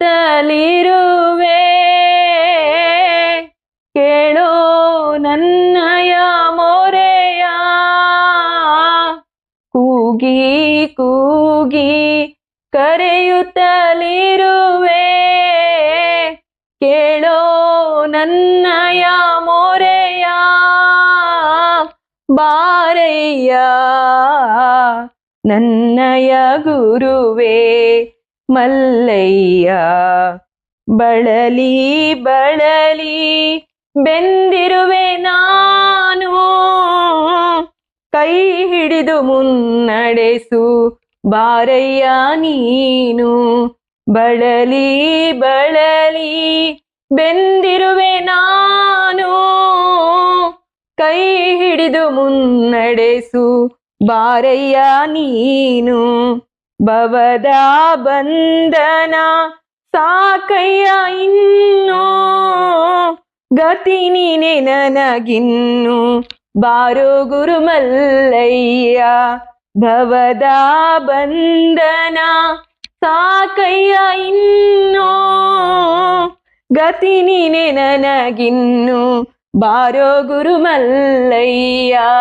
ಬಾರಯ್ಯ ನನ್ನಯ ಗುರುವೇ ಮಲ್ಲಯ್ಯ, ಕತ್ತಲೆ ಕವಿದಿದೆ ನನ್ನಯ ಬಾಳಲಿ, ಜ್ಯೋತಿ ನೀ ಬೆಳಗು ಬಾರಯ್ಯ, ಕತ್ತಲೆ ಕವಿದಿದೆ ನನ್ನಯ ಬಾಳಲಿ, ಜಗದ ಜ್ಯೋತಿಯು ನೀ ಬೆಳಗು ಬಾರಯ್ಯ. ಸಾಕು ಸಾಕಯ್ಯ ಇನ್ನು ಈ ಜಗದ ಹಂಗು, ಕೃಪೆ ನೀಡಿ ಉದ್ಧರಿಸು ಬಾರೋ ಗುರು ಮಲ್ಲಯ್ಯ. ಸಾಕು ಸಾಕಯ್ಯ ಇನ್ನು ಈ ಜಗದ ಹಂಗು, ಕೃಪೆ ನೀಡಿ ಉದ್ಧರಿಸು ಬಾರೋ ಗುರು ಮಲ್ಲಯ್ಯ. ಬಾರಯ್ಯ ನನ್ನಯ ಗುರುವೇ ಮಲ್ಲಯ್ಯ, ಕೂಗಿ ಕೂಗಿ ಕರೆಯುತ್ತಲಿರುವೆ, ಕೇಳೋ ನನ್ನಯ ಮೊರೆಯ. ಬಾರಯ್ಯ ನನ್ನಯ ಗುರುವೇ ಮಲ್ಲಯ್ಯ. ಒಳ್ಳೆ ಚೆನ್ನಾಗಿ ಹೇಳಿದ್ರು, ಒಳ್ಳೆ ಚೆನ್ನಾಗಿತ್ತು. ಇದು ಅಪ್ಪಯ್ಯನ ಹತ್ರ ಹಾಡ್ಬೇಕು ಅನ್ನೋದು ಆಸೆ ತುಂಬಾ ಇತ್ತಮ್ಮ. ಈಗ ಹೇಳ್ದೆ ಅಷ್ಟೇ. 4 ಹಾಡು ಈ ಸರಿ ಬರ್ತಾ 4 ಹಾಡು ಬರ್ಕೊಂಡ್ ಬಂದಿದ್ದೆ ಅಪ್ಪಂಗೆ. ಇನ್ನೊಂದು ಅಪ್ಪಯ್ಯ ಜೋಲಿಲ್ ಕೂರ್ತಾರಲ್ಲ, ಅದ್ರಲ್ಲಿ ಅದ್ರಂತೂ ಹಾಕಿ ಅಪ್ಪಯ್ಯನ ತೂಗ್ಬೇಕು ಅಂತೇಳಿ ತುಂಬಾ ಆಸೆ. ಅದೇನೋ ಗೊತ್ತಿಲ್ಲ, ಅಪ್ಪ ಇದು ವಿಷ್ಣುವಿನ ರೂಪದಲ್ಲಿ ಮಲಗಿರ್ತಾರಲ್ಲ, ಅಪ್ಪನ ನಾನು ತೂಗ್ತಾ, ಮನೇಲಾದ್ರೂ ಅಷ್ಟೇ ನಾ ಪ್ರತಿದಿನನೂ ಅಪ್ಪಯ್ಯನ ತೂಗ್ತಾ ಅದನ್ನ, ಅಪ್ಪಯ್ಯ ನಾನಿನ್ ತೂಗ್ತಾ ಇದ್ದೀನಿ ಮಲ್ಗಿ ಏನಪ್ಪಯ್ಯ ಅಲ್ಲಿ ಅಂತ ಕೇಳ್ತೀನಿ, ತೂಗ್ತಾ ಹಾಡು ಹೇಳ್ತೀನಿ. ಅದೊಂದ್ 2 ಲೈನ್ ಹೇಳಮ್ಮ. ತೂಗೀರೆ ಗುರುವರನ, ತೂಗೀರೆ ಸದ್ಗುರುವರನ, ತೂಗೀರೆ ನಮ್ಮಯ ಮುದ್ದು ಮಲ್ಲಯ್ಯನ, ತೂಗೀರೆ ನಮ್ಮಯ ಮುದ್ದು ಮಲ್ಲಯ್ಯನ, ಅಂಗನೆಯರೆಲ್ಲ ಸೇರಿ ತೂಗುವ ಬನ್ನೀರೆ ನಮ್ಮಯ ದತ್ತವಧೂತನ, ಅಂಗನೆಯರೆಲ್ಲ ಸೇರಿ ತೂಗುವ ಬನ್ನೀರೆ ನಮ್ಮಯ ದತ್ತವಧೂತನ. ಜೋ ಜೋ ಜೋ ಜೋ. ಚೆನ್ನಾಗಿತ್ತು, ಚೆನ್ನಾಗಿ ಬರ್ದಿದ್ರ. ಇಷ್ಟೊಂದು ಅಪ್ಪ ನಿಮಗೆ ಒಳಗ್ ತುಂಬ್ಕೊಂಡು ಇಷ್ಟೆಲ್ಲ ಬರ್ಸಿದಾರಲ್ಲ, ಅದಕ್ಕೆ ನಾವು ಕೃತಜ್ಞತೆ. ರೇಷ್ಮಾ ಅವ್ರೆ, ನಿಮ್ ಮನೇಲಿ ಅಪ್ಪ ಅಮ್ಮನ ಇಬ್ರು ಫೋಟೋ ಬರ್ಬೇಕು ಅಂತ ನಿಮ್ಗೆ ಆಸೆ ಇತ್ತು, ಅದ್ರ ಆಸೆಯನ್ನ ಯಾವ ರೀತಿ ಪೂರೈಸಿದ್ರು ಅನ್ನೋದನ್ನ ಹೇಳ್ರಿ. ಅಂದ್ರೆ ಇದನ್ನ ಗುರುಗೀತ ಪಾರಾಯಣ ಮಾಡಿದ್ವಲ್ಲ, ಪಾರಾಯಣದ ಲಾಸ್ಟ್ ಮುಗಿಸ್ಕೊಂಡು ಇಲ್ಲಿಂದ ಹೊರಟ್ವಿ. ಅದು ಶಿವಮೊಗ್ಗದ ಮಂಜುಳಮ್ಮ ಸತ್ಸಂಗಕ್ಕೆ ಫೋಟೋನ ಎಲ್ರಿಗೂ ಸಾಗರಕ್ಕೆ ಸತ್ಸಂಗಕ್ಕೆ ಬಂದಿದ್ರಂತೆ. ಸರಿತಾರ ಅವ್ರ ಅಕ್ಕನ ಮನೆಗೆ ಆ ಫೋಟೋ ಕಳ್ಸಕ್ಕೆ ಅಂತೇಳಿ ಅವ್ರ ಮತ್ತೊಬ್ಬ ಭಕ್ತರ ಕೈಲಿ, ಅದ್ ನವೀನ್ ಅಂತ ಹೇಳಿ ಅವ್ರ ಕೈಲಿ ಕೊಟ್ಟು ಕಳ್ಸಿದ್ದಾರೆ. ಅವ್ರ ಮನೆ ರೋಡಲ್ಲೇ ಹೋಗ್ಬೋದಿತ್ತು. ಆದ್ರೆ ಅವತ್ತೇನ್ ಮಾಡಿದ್ರು, ನಮ್ಮ ಮನೆ ಹತ್ರ ಗಾಡಿ ನಿಲ್ಸ್ಬಿಟ್ಟು ಈ ಫೋಟೋನ ನೀವು ಬೆಳಗ್ಗೆ ಅವ್ರಿಗೆ ಕೊಟ್ಬಿಡ್ರಿ ಅಂತ ಹೇಳಿ ನಮಗ್ ಕೊಟ್ಟೋದು. ಅವ್ರು ಅದೇ ರೋಡಲ್ಲೇ ಹೋಗೋದು, ಅವ್ರಿಗೆ ಅವಾಗ ಕೊಟ್ಟು ಹೋಗ್ಬೋದಿತ್ತು. ಆದ್ರೆ ಅವ್ರಿಗೆ ಕೊಡ್ಲಿಲ್ಲ. ನಮಗೆ ಅದು ನಮ್ಮ ಮನೆಗೆ ಅಪ್ಪಯ್ಯ ಅಮ್ಮನ ರೂಪದಲ್ಲಿ ಬರ್ಬೇಕಿತ್ತೇನೋ ಗೊತ್ತಿಲ್ಲ, ಅದು ಬಂತು. ಆದ್ರೂನು ಬೇರೆಯವ್ರಿಗೆ ಕೊಟ್ಟಿದ್ದಲ್ಲ, ನಾವು ಬೇರೆಯವ್ರಿಗೆ ಕೊಟ್ಟಿದ್ದನ್ನ ನಮಗ್ ಅಪ್ಪಯ್ಯ ಕಳ್ಸಿರೋದನ್ನ ನಾವ್ ಇಟ್ಕೋಬಾರ್ದು ಅಂತೇಳಿ ನಾನು ಅದನ್ನ ಸುಮಾರು ದಿನ ಹಂಗೆ ಇಟ್ಟಿದ್ದೆ. ಅದೇನಾಯ್ತು, ಅವ್ರು ಇರ್ಲಿಲ್ಲ, ಸರಿತವ್ರು ಇರ್ಲಿಲ್ಲ, ಹಂಗಾಗಿ ಕೊಡಕ್ ಆಗಿರ್ಲಿಲ್ಲ. ಮನೇಲಿ ಹಿಂಗೆ ಅಲ್ಲಿ ಇಲ್ಲಿ ಅಮ್ಮ ಅಲ್ಲಿ ಕೆಳಗಿಟ್ಟಿದ್ಯಲ್ಲಮ್ಮ ಅಮ್ಮ ಅಪ್ಪ ಏನ್ ಫೋಟೋನ ದೇವ್ರ ಮನೇಲಿ ಇಡಮ್ಮ ಅಂತೇಳಿ ಮಗ ಅಂದ. ತಗೊಂಡೋಗಿ ಅವರೇ ತಗೊಂಡೋಗಿ ದೇವ್ರ ಮನೇಲಿ ಆಯ್ತು ಅಂತೇಳಿ ದೇವ್ರ ಮನೇಲಿ ಹೋಗಿ ಇಟ್ವಿ. ಆಮೇಲೆ ಅವ್ರು ಅದು ದೇವ್ರ ಮನೇಲಿ ಇಟ್ಟು ಪೂಜೆ ಮಾಡಕ್ ಇದ್ಮೇಲೆ ಅವ್ರು ಫೋನ್ ಮಾಡಿಬಿಟ್ಟು ಹಿಂಗ ಅಪ್ಪ ಏನು ಅಮ್ಮನ್ ಫೋಟೋ ಹಿಂಗೆ ಕೊಟ್ಟಿದ್ರಂತಲ್ಲ ಸತ್ಸಂಗಕ್ಕೆ ಅಂತ ಹೇಳಿದ್ರು. ನಂಗೆ ಅದು ಅಮ್ಮ ಆ ಫೋಟೋ ಕೊಟ್ಟ ತಕ್ಷಣನೇ ನನಗೆ ನನ್ನ ಅಪ್ಪ ಅಮ್ಮನೇ ನನ್ ಮನೆಗ್ ಬಂದ್ರು ಅಂತ ಫೋಟೋ ಇಟ್ಕೊಂಡು ಎಷ್ಟು ಹತ್ತಿನೂ ನನ್ಗೆ ಗೊತ್ತಿಲ್ಲ, ಅಷ್ಟು ಖುಷಿ ಆಗಿದೆ. ಅಪ್ಪಯ್ಯ ಅಮ್ಮನ ಇಬ್ರು ನೋಡಿ, ಇಬ್ರು ಆ ನಗು ಅಪ್ಪ ಅಮ್ಮಂದ್ ಇಬ್ರದು ನಗು ಅಷ್ಟು ಚಂದ ಇದೆ ಅದ್ರಲ್ಲಿ. ನನ್ಗೆ ಏನೇ ದುಃಖ ಆದ್ರೂ ಅಲ್ಲಿ ಹೋಗಿ ಕುತ್ಕೊಂಡು ಹಿಂಗ ಅವ್ರು ನಗು ಮುಖ ನೋಡಿದ್ರೆ ಮರ್ತು ಹೋಗ್ಬಿಡೋದು. 15 ದಿನದ ನಂತರ ಇವ್ರು ಮತ್ತೆ ಕೇಳ್ತಾರೆ, ಯಾಕೋ ಅದನ್ನ ಕೊಡಕ್ ಮನ್ಸಾಗ್ಲಿಲ್ಲ. ಕೊನೆಗೆ ನಮ್ಮ ಅಕ್ಕನ ಹತ್ರ ಹೇಳ್ದೆ, ಆ ಫೋಟೋ ನಾನೇ ಇಟ್ಕೊಳ್ತೀನಿ, ಅದನ್ನ ಬೇರೆ ಫೋಟೋ ಅವ್ರಿಗೆ ಮಾಡಿಸ್ಕೊಡ್ತೀನಿ ಅಂತ ಹೇಳಿ. ಹಿಂಗೆ ಅದು ಫೋಟೋ ಅಪ್ಪಯ್ಯ ಅಮ್ಮನ ರೂಪದಲ್ಲಿ ಅದು ಅವ್ರ ಮನೆಗ್ ಕೊಡೋದು ನಮಗೆ ಕೊಟ್ಟು ಅಪ್ಪಯ್ಯ ಅಮ್ಮ ನಮ್ಮ ಮನೇಲಿ ಬಂದು ಇಬ್ರು ನೆಲೆಸಿದ್ದಾರೆ. ಒಂದು ಈ ರೀತಿ ಅನುಭವ ಕೊಟ್ಟಿದ್ದಾರೆ ಅಂತ ಹೇಳ್ಬೋದು. ಮತ್ತೆ ನೀವು ಏನು ಈ ಅಮಾವಾಸ್ಯೆ ಪೂಜೆ ಮಾಡ್ಬೇಕು ಅಂತ ಅನ್ಕೊಂಡ್ರೆ ಅದನ್ನ ಹೇಳ್ರಿ. ಅಮಾವಾಸ್ಯೆ ಪೂಜೆ ಅಂದ್ರೆ ನನಗೆ ಯುಗಾದಿಲೇ ಅಮಾವಾಸ್ಯೆ ಪೂಜೆ ಮಾಡಿಸ್ಬೇಕು ಅಂತ ಮನ್ಸಲ್ಲಿ ಇತ್ತು. ಅದು ಹೆಂಗೆ ಅಂದ್ರೆ ಅಪ್ಪಯ್ಯನೇ ಕೊಡೋದು, ಅದ್ ಮನ್ಸಲ್ಲೆಲ್ಲ ಇದ್ಬಿಟ್ಟು ಅಪ್ಪನೇ ಕೊಡ್ತಾರ ಅದನ್ನ. ಈ ಮನೆ ಯುಗಾದಿ ಅಮಾವಾಸ್ಯೆ ಪೂಜೆ ಒಂದ್ಸರಿನಾರು ಮಾಡಿಸ್ಬೇಕು ಅಂತ ಅದಕ್ಕೆ ಫೋನ್ ಮಾಡಿ ಎಲ್ಲ ಕೇಳ್ತಾ ಇದ್ದೆ ನಾನು. ಮೊದ್ಲೇನೆ ಅಮಾವಾಸ್ಯೆ ಪೂಜೆ ಅಂದ್ರೆ ಮೊದ್ಲೇ ಬುಕ್ಕಿಂಗ್ ಆಗತ್ತೆ ಅಂತ ಹೇಳಿ ಕೇಳ್ತಾ ಇದ್ವಿ. ಇಲ್ಲಮ್ಮ ಹಿಂಗೆಲ್ಲ ಕೊಟ್ಟೇರೆ ಅಂತ ಹೇಳ್ತಾ ಇದ್ರು. ನನಗೇನಾಯ್ತು, ನಾನು ಯಾರನ್ನು ಕೇಳಲ್ಲ, ನಾನ್ ನನ್ನ ಅಪ್ಪನ ಹತ್ರನೇ ಕೇಳ್ತೀನಿ. ನಂಗ್ ಪ್ರತಿ ಕ್ಷಣ ಏನ್ ಮಾಡೋದು, ಪೂಜೆ ಕೂತವಾಗೆಲ್ಲ ಅಪ್ಪಯ್ಯ ನೀ ನಂಗೆ ಸಂಕಲ್ಪ ಮಾಡೋದು ಅದೇ ಆಗಿತ್ತು. ಅಪ್ಪಯ್ಯ ನೀ ನಂಗೆ ನೀ ದೃಢವಾಗಿ ನಂಬು ಅಂತ ಹೇಳಿ ಅಪ್ಪೆ, ನಾನ್ ನಂಬ್ತೀನಿ. ನೀ ನಂಗೆ ಅಮಾವಾಸ್ಯೆ ಪೂಜೆಯನ್ನು ಕೊಡ್ತೀಯಪ್ಪೆ. ನನ್ನಪ್ಪ ನಂಗೆ ಕೊಡ್ತಾರೆ. ಅದು ದೃಢವಾದ ನಂಬು. ಅಲ್ಲಿ ಹೆಂಗ್ ಅಪ್ಪಯ್ಯ ಅದ್ರಲ್ಲೂ ಹೆಂಗ್ ಕೊಟ್ರು ಅಂದ್ರೆ ದೃಢವಾಗಿ ನಂಬಿದ್ರೆ ಈಗ ಕೊಡ್ತಾರೆ. ನಾವಿಲ್ಲಿ ಬಂದ್ವಿ ಅಪ್ಪಯ್ಯನ ಹತ್ರ. ಅಮಾವಾಸ್ಯೆ ಪೂಜೆನ ಅಂದ್ರೆ ನಾವು ಅಮಾವಾಸ್ಯೆ ಪೂಜೆ ನಮಗ್ ಇರಲ್ಲ, ಕೊಡಲ್ಲ, ನಮಗ್ ಸಿಗಲ್ಲ, ಯಾರ್ದೋ ಬುಕ್ ಆಗಿದೆ. ಅಪ್ಪಯ್ಯ ಪೂಜೆ ಟೈಮಲ್ಲಿ ಇಂತಿಂತ ಹಿಂಗೇನೆ ಇರ್ಬೇಕು ಅಂತ ಒಂದಿಷ್ಟು ಐಟಮ್ ಇದನ್ನ ವಸ್ತುಗಳನ್ನ ತಗೊಬಂದ್ವಿ ನಾವು. ಸಾಮಾನ್ ತಗೊಂಡು ಅಪ್ಪ ಹಿಂಗ್ ಇದ್ರಲ್ಲಿ ಮಾಡ್ಬೇಕು ಅಮಾವಾಸ್ಯೆ ಪೂಜೆಗೆ ಅಂತ ಹೇಳಿ. ನಂಗೆ ಪೂಜೆಲಿ ಹೆಂಗೆ ಅಪ್ಪ ಏನ್ ಪ್ರೇರಣೆ ಕೊಟ್ರು ಅದನ್ನ ಹೇಳಿ ಮುಂಚಿತವಾಗಿ ಗೊತ್ತಾಗುತ್ತೆ. ಅಪ್ಪ ಗುರುಗೀತ ಟೈಮಲ್ಲಿ ನನಗ್ ಬೂಂದಿ ಕಾಳು ತಗೊಂಡೋಗ್ಬೇಕು ಅಂತ ಮನ್ಸಾಗಿತ್ತು. ಅವಾಗ ಏನಾಯ್ತು, ಬೂಂದಿ ಕಾಳು ನಮ್ಮ ಮನೆಯವ್ರ ಹತ್ರ ಹೇಳಿದೆ, ಬೂಂದಿ ತಗೊಂಡ್ ಹೋಗೋಣ ರೀ ಅಂತ. ಅಂದ್ರೆ ತುಂಬಾ ಜನ ಇದ್ರಲ್ಲ, ನಮ್ಮ ಮನೆಯವ್ರು ಏನಾದ್ರು ಒಂದ್ 5 kg ತಗೊಂಡೋಗೋಣ ಅಂದೆ. 5 kg ಎಲ್ಲ ಎಲ್ ಸಾಲತ್ತ ಅಷ್ಟು ಜನರಿಗೆ ತಗೊಂಡೋದ್ರೆ. ಇನ್ನೊಂದ್ಸರಿ ಯಾವಾಗಾರು ಇದಿರ್ತಾರಲ್ಲ ಅಂತ ಟೈಮಲ್ಲಿ ಕೊಡೋಣ ಬಿಡು ಅಂತ ಅಂದ್ರು ಅವ್ರು. ಕೊನೆಗೆ ಅವತ್ ನೋಡಿದ್ರೆ ಹೆಂಗೆ ಅಂದ್ರೆ ಅಪ್ಪಯ್ಯ ಅವತ್ತು ಪ್ರಸಾದಕ್ ಬೂಂದಿನೇ ಮಾಡ್ತಿದೆ. ನಮ್ಮ ಮನೆಯವ್ರಿಗೆ ಶಾಕ್. ಎಷ್ಟು ಇದು ಅಂದ್ರೆ ಅಲ್ಲಿ ನಾವು ತರ್ಬೇಕಿತ್ತು, ಅಪ್ಪಯ್ಯ ನಾವು ತರ್ಬೇಕು ಅಂತಾನೆ ಇತ್ತೇನೋ ಅದ್ರಲ್ಲಿ. ಅಂದ್ರೆ ನಮ್ದು ಅದು ಪ್ರಸಾದ ಯಾವ್ದೋ ಒಂದು ಭಗವಂತ ಅಪ್ಪಯ್ಯ ಏನೋ ಇದ್ ಮಾಡ್ತಾರೆ ಅನ್ನೋದಲ್ಲ, ನಮ್ಮ ಮನ್ಸಲ್ಲಿ ಪ್ರೇರಣೆ, ನಮ್ಮ ಏನೋ ಪೂರ್ವ ಜನ್ಮದ ಕರ್ಮಗಳನ್ನ ಕಳಿಬೇಕು ಆ ರೂಪದಲ್ಲಿ ಅಂತ ಅಪ್ಪಯ್ಯ ತರ್ಸ್ಕೊಳತ್ತೆ. ಅದ್ ನನಗ್ ಮಾತ್ರ ನಿಜವಾಗ್ಲೂ ಗೊತ್ತಾಗಿದ್ಯಮ್ಮ. ಏನೇ ಮಾಡ್ಸಿದ್ರು ಅಪ್ಪಯ್ಯ ಏನೇ ನಮ್ಮ ಮನ್ಸಲ್ಲಿ ಪ್ರೇರಣೆ ಕೊಟ್ರು ಅವು ನಮ್ ಕರ್ಮಗಳನ್ನ ಕಳಿಬೇಕು, ಕಳ್ದಿವ್ರಿಗೆ ಏನೋ ಒಂದು ಭಕ್ತಿ ನಂಬಿರೋ ಭಕ್ತರನ್ನ ಅಪ್ಪ ಎಂದೂ ಕೈ ಬಿಡಲ್ಲ ಅನ್ನೋದು ಅದೇ ಸಾಕ್ಷಿ ಅಮ್ಮ. ಹಂಗಾಯ್ತು. ಈಗ ಹಿಂಗೆ ಹೇಳ್ತಲ್ಲ ಅಪ್ಪಯ್ಯಗೆ ನಾನು ಮನೆಯವ್ರ ಹತ್ರ ಹೇಳ್ಬಿಟ್ಟೆ ತಗೊಂಡೋಗೋಣನ್ರಿ ಹಿಂಗೆ ಏನ ಯಾರ್ದಾದ್ರೂ ಪೂಜೆ ಆಗ್ಲಿ ಅಪ್ಪಯ್ಯ ನಮ್ದು ಅದಕ್ ಪ್ರಸಾದಕ್ಕೆ ಅಂತ ಸೇರ್ಸ್ಕೊಳ್ತಾರೆ ಅಂತೇಳಿ ಅಪ್ಪನ ಹತ್ರ ಕೇಳಿದ್ವಿ. ಅಪ್ಪಯ್ಯ ಹಿಂಗೆ ಅಮಾವಾಸ್ಯೆ ಪೂಜೆಗೆ ಅಂತ ಹೇಳಿ ತಗೊಬಂದಿವಪ್ಪಯ್ಯ ಅಂತ ಹೇಳಿ. ನಮಗೆ ನಿನ್ನೆವರೆಗೂ ಗೊತ್ತಿಲ್ಲ ಅಮಾವಾಸ್ಯೆ ಪೂಜೆ. ಆಯ್ತು ಪ್ರಸಾದ ಮಾಡ್ಸೋಗು ಅಂತ ಹೇಳಿದ್ರು ಅಪ್ಪಯ್ಯ.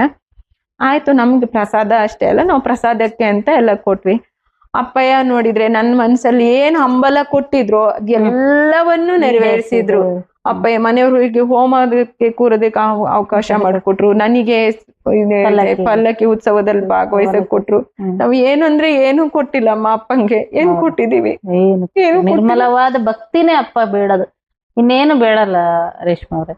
ನಿರ್ಮಲವಾದ ಭಕ್ತಿ ಒಂದ್ ಇದ್ಬಿಟ್ರೆ ಅಪ್ಪನಿಗೆ ಅದೇ ಪ್ರೀತಿಯಾಗಿರ್ತಕ್ಕಂಥ ಅದನ್ನೊಂದು ಕೊಟ್ಬಿಟ್ರೆ ಸಾಕು. ನಾವು ಇನ್ನೇನು ಕೊಡೋದ್ ಬೇಡ. ಹೌದಮ್ಮ. ನಿನ್ನೆ ಅದನ್ನ ನಾನು ಶ್ರೀಪಾದವಲ್ಲಭರ ಇದ್ರ ಹತ್ರನು ಅಪ್ಪ ನನಗೆ ಒಂದಂದ್ರೆ ಅಪ್ಪ ಏನೆದ್ರಿ ಕುಣಿಬೇಕು, ನಾನ್ ಹೆಂಗೆ ನವಿಲಿನಂತೆ ನರ್ತಿಸ್ಬೇಕಪ್ಪಯ್ಯ. ನಾನ್ ನಿಂಗೆ ಹಾಡನ್ನ ನಿನ್ಗೆ ಬರಿಬೇಕು ಅಂದ್ರೆ ಅದ್ ನೀನೇ ಬರಿಬೇಕಪ್ಪ. ನನ್ನೊಳಗ್ ನಂಗೆ ಬರಿಯಕ್ ಆಗಲ್ಲ, ನೀನೇ ನನ್ನೊಳಗಿದ್ದ ಪದಗಳು ಗುಚ್ಚ ನೀನಾಗಿ ಬರ್ಸಪ್ಪ ಅಂತ ಹೇಳಿ ಕೇಳ್ಕೊಂಡ್ ಅಪ್ಪಯ್ಯನ ಹತ್ರ ನಾನ್ ಬರಿಯಕ್ ಕುತ್ಕೊಳ್ಳೋದು. ಹಾಡು ಬರೀತಾ ಇದ್ದೆ, ಹಿಂಗೆ ಒಂದು 10 ಹಾಡೇನೋ ಬರ್ದಿದ್ದೆ ಅಷ್ಟೇ. ಅದು ಬರ್ದ್ರೆ ಏನಾಯ್ತು, ಬರೆಯೋದ್ ನಿಲ್ಸ್ದೆ, ಅರ್ಧಕ್ಕೆ ನಾನು ನಿಲ್ಸ್ಬಿಟ್ಟೆ. ಅಪ್ಪ ಕನ್ಸಲ್ ಬಂದ್ಬಿಟ್ಟು ಹಿಂಗ ಹೇಳಿದ್ರು.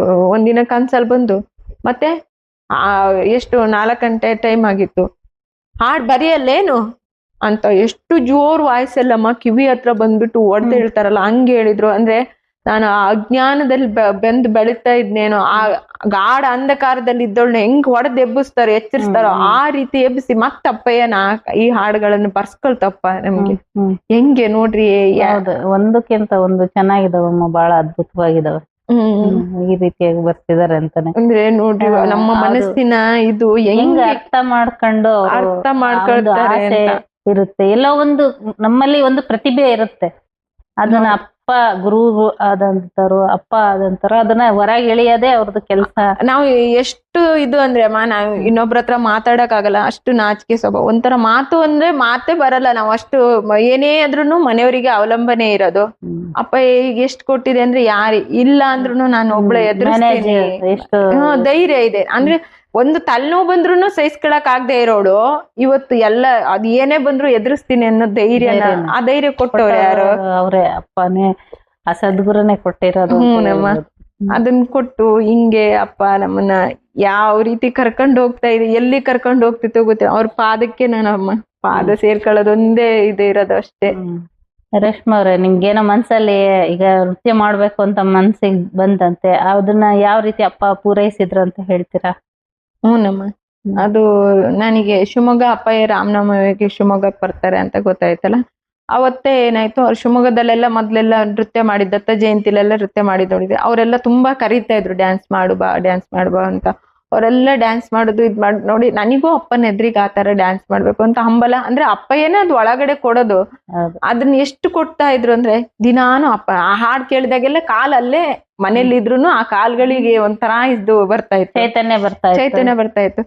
ಅದು ಅಪ್ಪಯ್ಯನ ಹತ್ರ ಅಲ್ಲಿ ಮನೇಲೆ ಸಂಕಲ್ಪ ಮಾಡ್ಕೊಂಡ್ ಬಂದೆ, ಅಪ್ಪಯ್ಯ ಇವತ್ತು ಯಾರ್ ನೋಡ್ಲಿ ಈ ಜಗತ್ತಿಗೆ ಯಾರ್ ನೋಡಿದ್ರು ಏನ್ ಅಂದ್ರು ಪರವಾಗಿಲ್ಲ, ನನಗೆ ನಮ್ಮ ಅತ್ತೆ ಮನೆಯವ್ರ ಅಮ್ಮ ಬಂದಿದ್ರು ಅಂದ್ರೆ ಅವ್ರ ಹತ್ರಿಗೆಲ್ಲ ಮಾಡೋದಿಕ್ಕೆ ಏನೋ ಒಂಥರ ಅನ್ಸತ್ತೆ ಅಂತ ಹೇಳಿ, ಮುಜುಗರ ಅನ್ಸತ್ತೆ ಅಂತ ಹೇಳಿ ಕೊನೆಗೆ ಅಪ್ಪಯ್ಯ ಯಾರ್ ನೋಡಿದ್ರು ಪರವಾಗಿಲ್ಲ, ನಾನು ಇವತ್ತು ನಿನ್ ಎದುರಿಗೆ ನವಿಲ್ನಂತ ನರ್ತಿಸ್ಬೇಕು, ನಂಗೆ ಗೊತ್ತಿಲ್ಲ, ನಂಗೆ ಈ ಕಾಲಿಗೆ ಹೆಂಗ್ ಶಕ್ತಿ ಕೊಡ್ತೀಯೋ ಗೊತ್ತಿಲ್ಲಪ್ಪ, ನಾ ಕುಣಿಬೇಕು ಅಂತ ಹೇಳ್ಕೊಂಡ್ ಬಂದಿದ್ದೆ.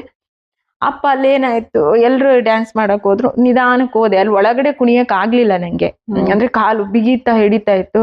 ಅಪ್ಪಯ್ಯ ನಂಗೆ ಕುಣಿಬೇಕು ಅಂತ ಇದ್ದೆಪ್ಪ, ನನ್ ಕಾಲಿಗೆ ಶಕ್ತಿನೇ ಬರ್ತಾ ಇಲ್ಲ, ಯಾಕಪ್ಪ ಪ್ಲೀಸ್ ಕುಣ್ಸಪ್ಪ ಅಂತ ಕೇಳ್ಕೊಂಡೆ. ಪಲ್ಲಕ್ಕಿ ತಗೊಂಡು ಹೊರಗ್ ಹೋದ್ರು. ಆ ಪಲ್ಲಕ್ಕಿಲಿ ಅದ್ ಹೆಂಗ್ ಕುಣಿಸಿದ್ರು ನನ್ನ ಅಪ್ಪ ನಂಗೆ ಗೊತ್ತಿಲ್ಲಮ್ಮ, ಅದ್ ಯಾವ ತರ ಕುಣಿದಿದ್ದೀನಿ ಅಂದ್ರೆ ಆ ಕಾಲಿಗೆ ಎಲ್ ಶಕ್ತಿ ಬಂತು, ಆ ಕೈ ಆ ಭಾವ ಏನು ಗೊತ್ತಿಲ್ಲಮ್ಮ. ಅವ್ರೆಲ್ರು ಹೇಳ್ತಾ ಇದಾರೆ, ನೀವ್ ಡ್ಯಾನ್ಸ್ ಮಾಡಲ್ಲ ಅಂತಿದ್ದೆ, ಹಂಗ್ ಕುಣ್ದಿಯಲ್ಲ ಅಂತ ಹೇಳ್ತಿದಾರಮ್ಮ. ಅಂದ್ರೆ ಕುಣಿಸಿದ್ಯಾರು?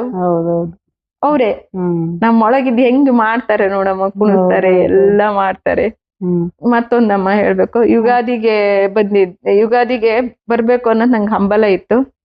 ಆದ್ರೆ ಯುಗಾದಿಗೆ ನಾವು ಮಕ್ಳಿಗೆ ಎಕ್ಸಾಮ್ ಇತ್ತು, ಯುಗಾದಿ ಟೈಮಲ್ಲಿ ಯುಗಾದಿ ಬಂದಿತ್ತಲ್ಲ, ನಾನು ಎಲ್ರ ಹತ್ರನು ಯುಗಾದಿಗೆ ಹೋಗ್ಬೇಕಂತ ಅಂದ್ರೆ ಇಲ್ಲ ಹೋಗಕ್ ಆಗಲ್ಲ, ಈ ಸರಿ ಹೋಗಲ್ಲ ಅಂತ ಹೇಳಿದೆ. ಆದ್ರೆ ನಂಗ್ ಮನ್ಸಲ್ಲೇನು, ಅಪ್ಪಯ್ಯ ನನ್ ಪ್ಲೀಸ್ ನೀನ್ ಯುಗಾದಿ ಕರ್ಸ್ಕ ಅಪ್ಪಯ್ಯ ಅಂತ ನನ್ ಮನ್ಸಲ್ಲಿ.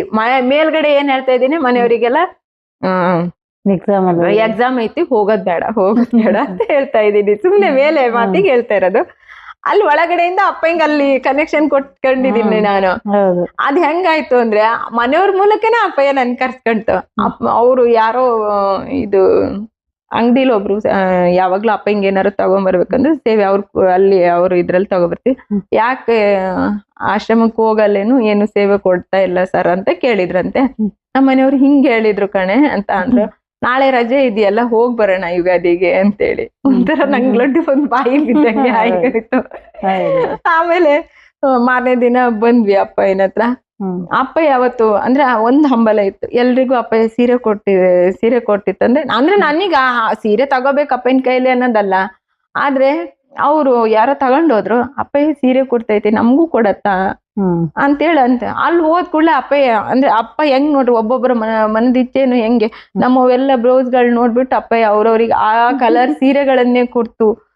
ಹೆಂಗೆ ಭಗವಂತ ನಾವ್ ಕೇಳ್ದೇನೆ ಮ್ಯಾಚ್ ಮಾಡ್ಕೊಂಡ್ ಕೊಟ್ಬಿಡುತ್ತ. ಎಲ್ರಿದು ಅವ್ರವ್ರ ಕಲರಿಗೆ ಎಲ್ರಿಗೂ ಹಂಗೆ ಆಶ್ಚರ್ಯ. ಏನಮ್ಮ ಅದು ಒಂದು ಪ್ರೀತಿ ಯಾವ ಒಂದು ತಂದೆ ತಾಯಿಯಿಂದನೂ ಸಿಗದಿಲ್ಲ ಅಂತ ಹೇಳ್ಬೋದು. ನಿಜವಾಗ್ಲು ಎಲ್ಲರನ್ನೂ ಮರೆಸಿ ಸಕಲವೂ ತಾನೇ ಆಗಿ. ಈಗ ತವರೂರಿಗೆ ಹೋಗೋಣ ಬಾರೆ ತಂಗಿ ಅಂತ ಒಂದು ಹಾಡಲ್ಲಿ ಇದೆಯಲ್ಲ, ಹಂಗಾಗಿ ತವರೂರು ಈಗ ಎಲ್ಲದನ್ನು ಅಪ್ಪನೇ.